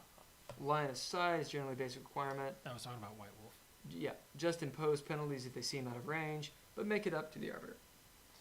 I agree. I am leaning towards that. Think on it. The problem is that magic is way too granular. When you're crafting spells on the fly, you need to have that. I think that Magicka specifically is going to be the bugbear there. And the other thing is, when you as a player are trying to specialize on what kind of equipment you use or what ranged weapon you're picking, like having concrete comparative descriptors. Well, ammo is what you're saying. No, I'm not talking about ammo. No, I'm not talking about literal ammunition. I mean the player being able to say, "Hey, look, the power says I can do the thing. I should be able to do the thing." I'm not talking about that. Oh, what are you talking about? I'm not talking about setting the arbiter up for some failure on an adversarial level. Okay. I'm talking about, what's the difference between these crossbows? Well, one shoots further. Okay, go on, tell me more. Right, those range increments help players make informed choices about their characters during creation or during the montage. Those kinds of things, and I think that the game suffers not for their inclusion. You know, we might be able to strike up a nice. What's Ninja Gear again? 8, apparently. No, it's not. The 7. Well, that reference was wrong. Yep. Let me just correct you really quick right there. Boom. God damn it. Come on, Ninja Gear. Don't slut me now. Alright. I wonder if in our descriptions, do we say anything? Oh, this is range proc. Sidearm, shoddy, medium. Okay, those are classifications. Those are not range. Again, when the range increments went out the way, you got rid of it. Well, then, in that regard, we have to redo that anyway. But hold on. I wonder, with maybe the Theurgic stuff, if we talk about how far it works, or how far it actually goes, right? Like, if it's 50 feet or 50 yards or whatever the fuck, then you could say, are we within 50 yards to the arbiter? Hey, are we within 50 yards? Yeah. Oh, use it. No problem. Like, you could literally give that granular idea explicitly in the equipment, and then the player says, am I within range? Yes, you are. Can I get in range of 30 feet? Yes, you can. I think the issue there is it reopens the can of worms that you were trying to avoid in the first place about giving granular ranges in units, identifiable units of measure, But the specifics. the idea of now I'm hemmed in because the building is 100 feet long. Shit. Well, but that kind of problem. But the specifics are different. It goes. I think it still causes the same problem as a consequence. I think that consequence follows. I don't. And the reason is because when you have a general, everything follows these range increment rules, that's when you're hemmed into it. But if I have a weapon, and we're talking about combat, if I have a thing, a Theurgic gadget, that only works within 50 feet, that's specific to this. I know I need to be within 50 feet of this thing. Hey, can I get within 50 feet? Yes. It's just such an oddball thing that I don't like its inclusion. It It's doesn't. super- It doesn't feel right. It's especially in a system that is not that specific. Sorry, I lost steam. I like that less, far less than just having nothing. But basing it all on use case scenarios is really messy, and there's a reason why White Wolf is denigrated for its combat. Like, the excuse that White Wolf always gave for itself that doesn't actually hold up is, well, we're not a combat system. That's bullshit. On so many levels, it's I will bullshit. agree with you. That's a fucking cop-out. Wholeheartedly. It has problems. It has beauty, but it also has problems. I don't want to reinvent the wheel necessarily, but I also don't want to accept those failures into our game. And I think that introducing those measurements in feet when they're nowhere else in the book will cause new, potentially unforeseeable problems. I'd rather just have nothing. I don't think we need range increments. The only time that I think it's really a question is with Magicka. And to be honest, I don't think it matters. And the reason I think that is because of what we played. Because in Deus Mortuus, which is one of the big DreadLore games campaigns that we're playing, you guys never use range increments. And it's not because it's not in the book, because we didn't even know it wasn't in the book. It's because you don't use it. We use it for Magicka. Well, yeah, sure, you're like, okay, well, how many successes do I have to bank to get it there? Actually, it's more like we've got those houses, so it's like, oh, well, I can, well, it's far away, so you gotta spend your successes, and what we say is, oh, we've got the house that lets it do us for free within that range. That's fair. It specifically That's fair. comes up in Magicka every time we use it. That is fair. It will be a big bugbear. Okay, let's end on that. If you guys have if you want to throw down on this conversation, please let us know. Think and write it in the comments. This is a huge decision for us Yeah, going forward because we are literally getting into Magicka. we're in it. Next. We're already in it. Yeah, we're in it. We're in Magicka. Yeah. Next GameTalk, and it's huge. And then we're gonna go into combat and ninja gear, and it will influence literally everything until we get to settings. We really need to make this decision within the next couple of days, because otherwise we're going to waste the next live stream. Yeah, we will have it decided by next Monday. Yeah. Although, if we do decide to add in range increments, we'll have to edit them back in. But it's in a later module. Well, kinda. No, it is. All right, everybody, peace Bye. out. Bye. This guy. So I've been watching this guy. You guys might watch him too. He's got a bunch of followers, and his hair is. I really can't Feathered talk. and deadly. I really can't talk. It's feathered and deadly. It's woo. This maybe not the best. I didn't do that. That's the beginning of his video. Anyway, he actually has some good content. His name is Matthew Colville. Let me share his stuff really quick. I saw him on a live stream, and I thought that was actually what he said was pretty cool. There's his stuff. All right. Megan, the way that you're talking about ranges is, I think, the feel that we're trying to evoke. And I think in that we all agree. Yeah. All right. So until next time, next Monday, we'll start. It looks like we're starting around 7:30 right now, but I will make a post, and we'll meet you then. Peace.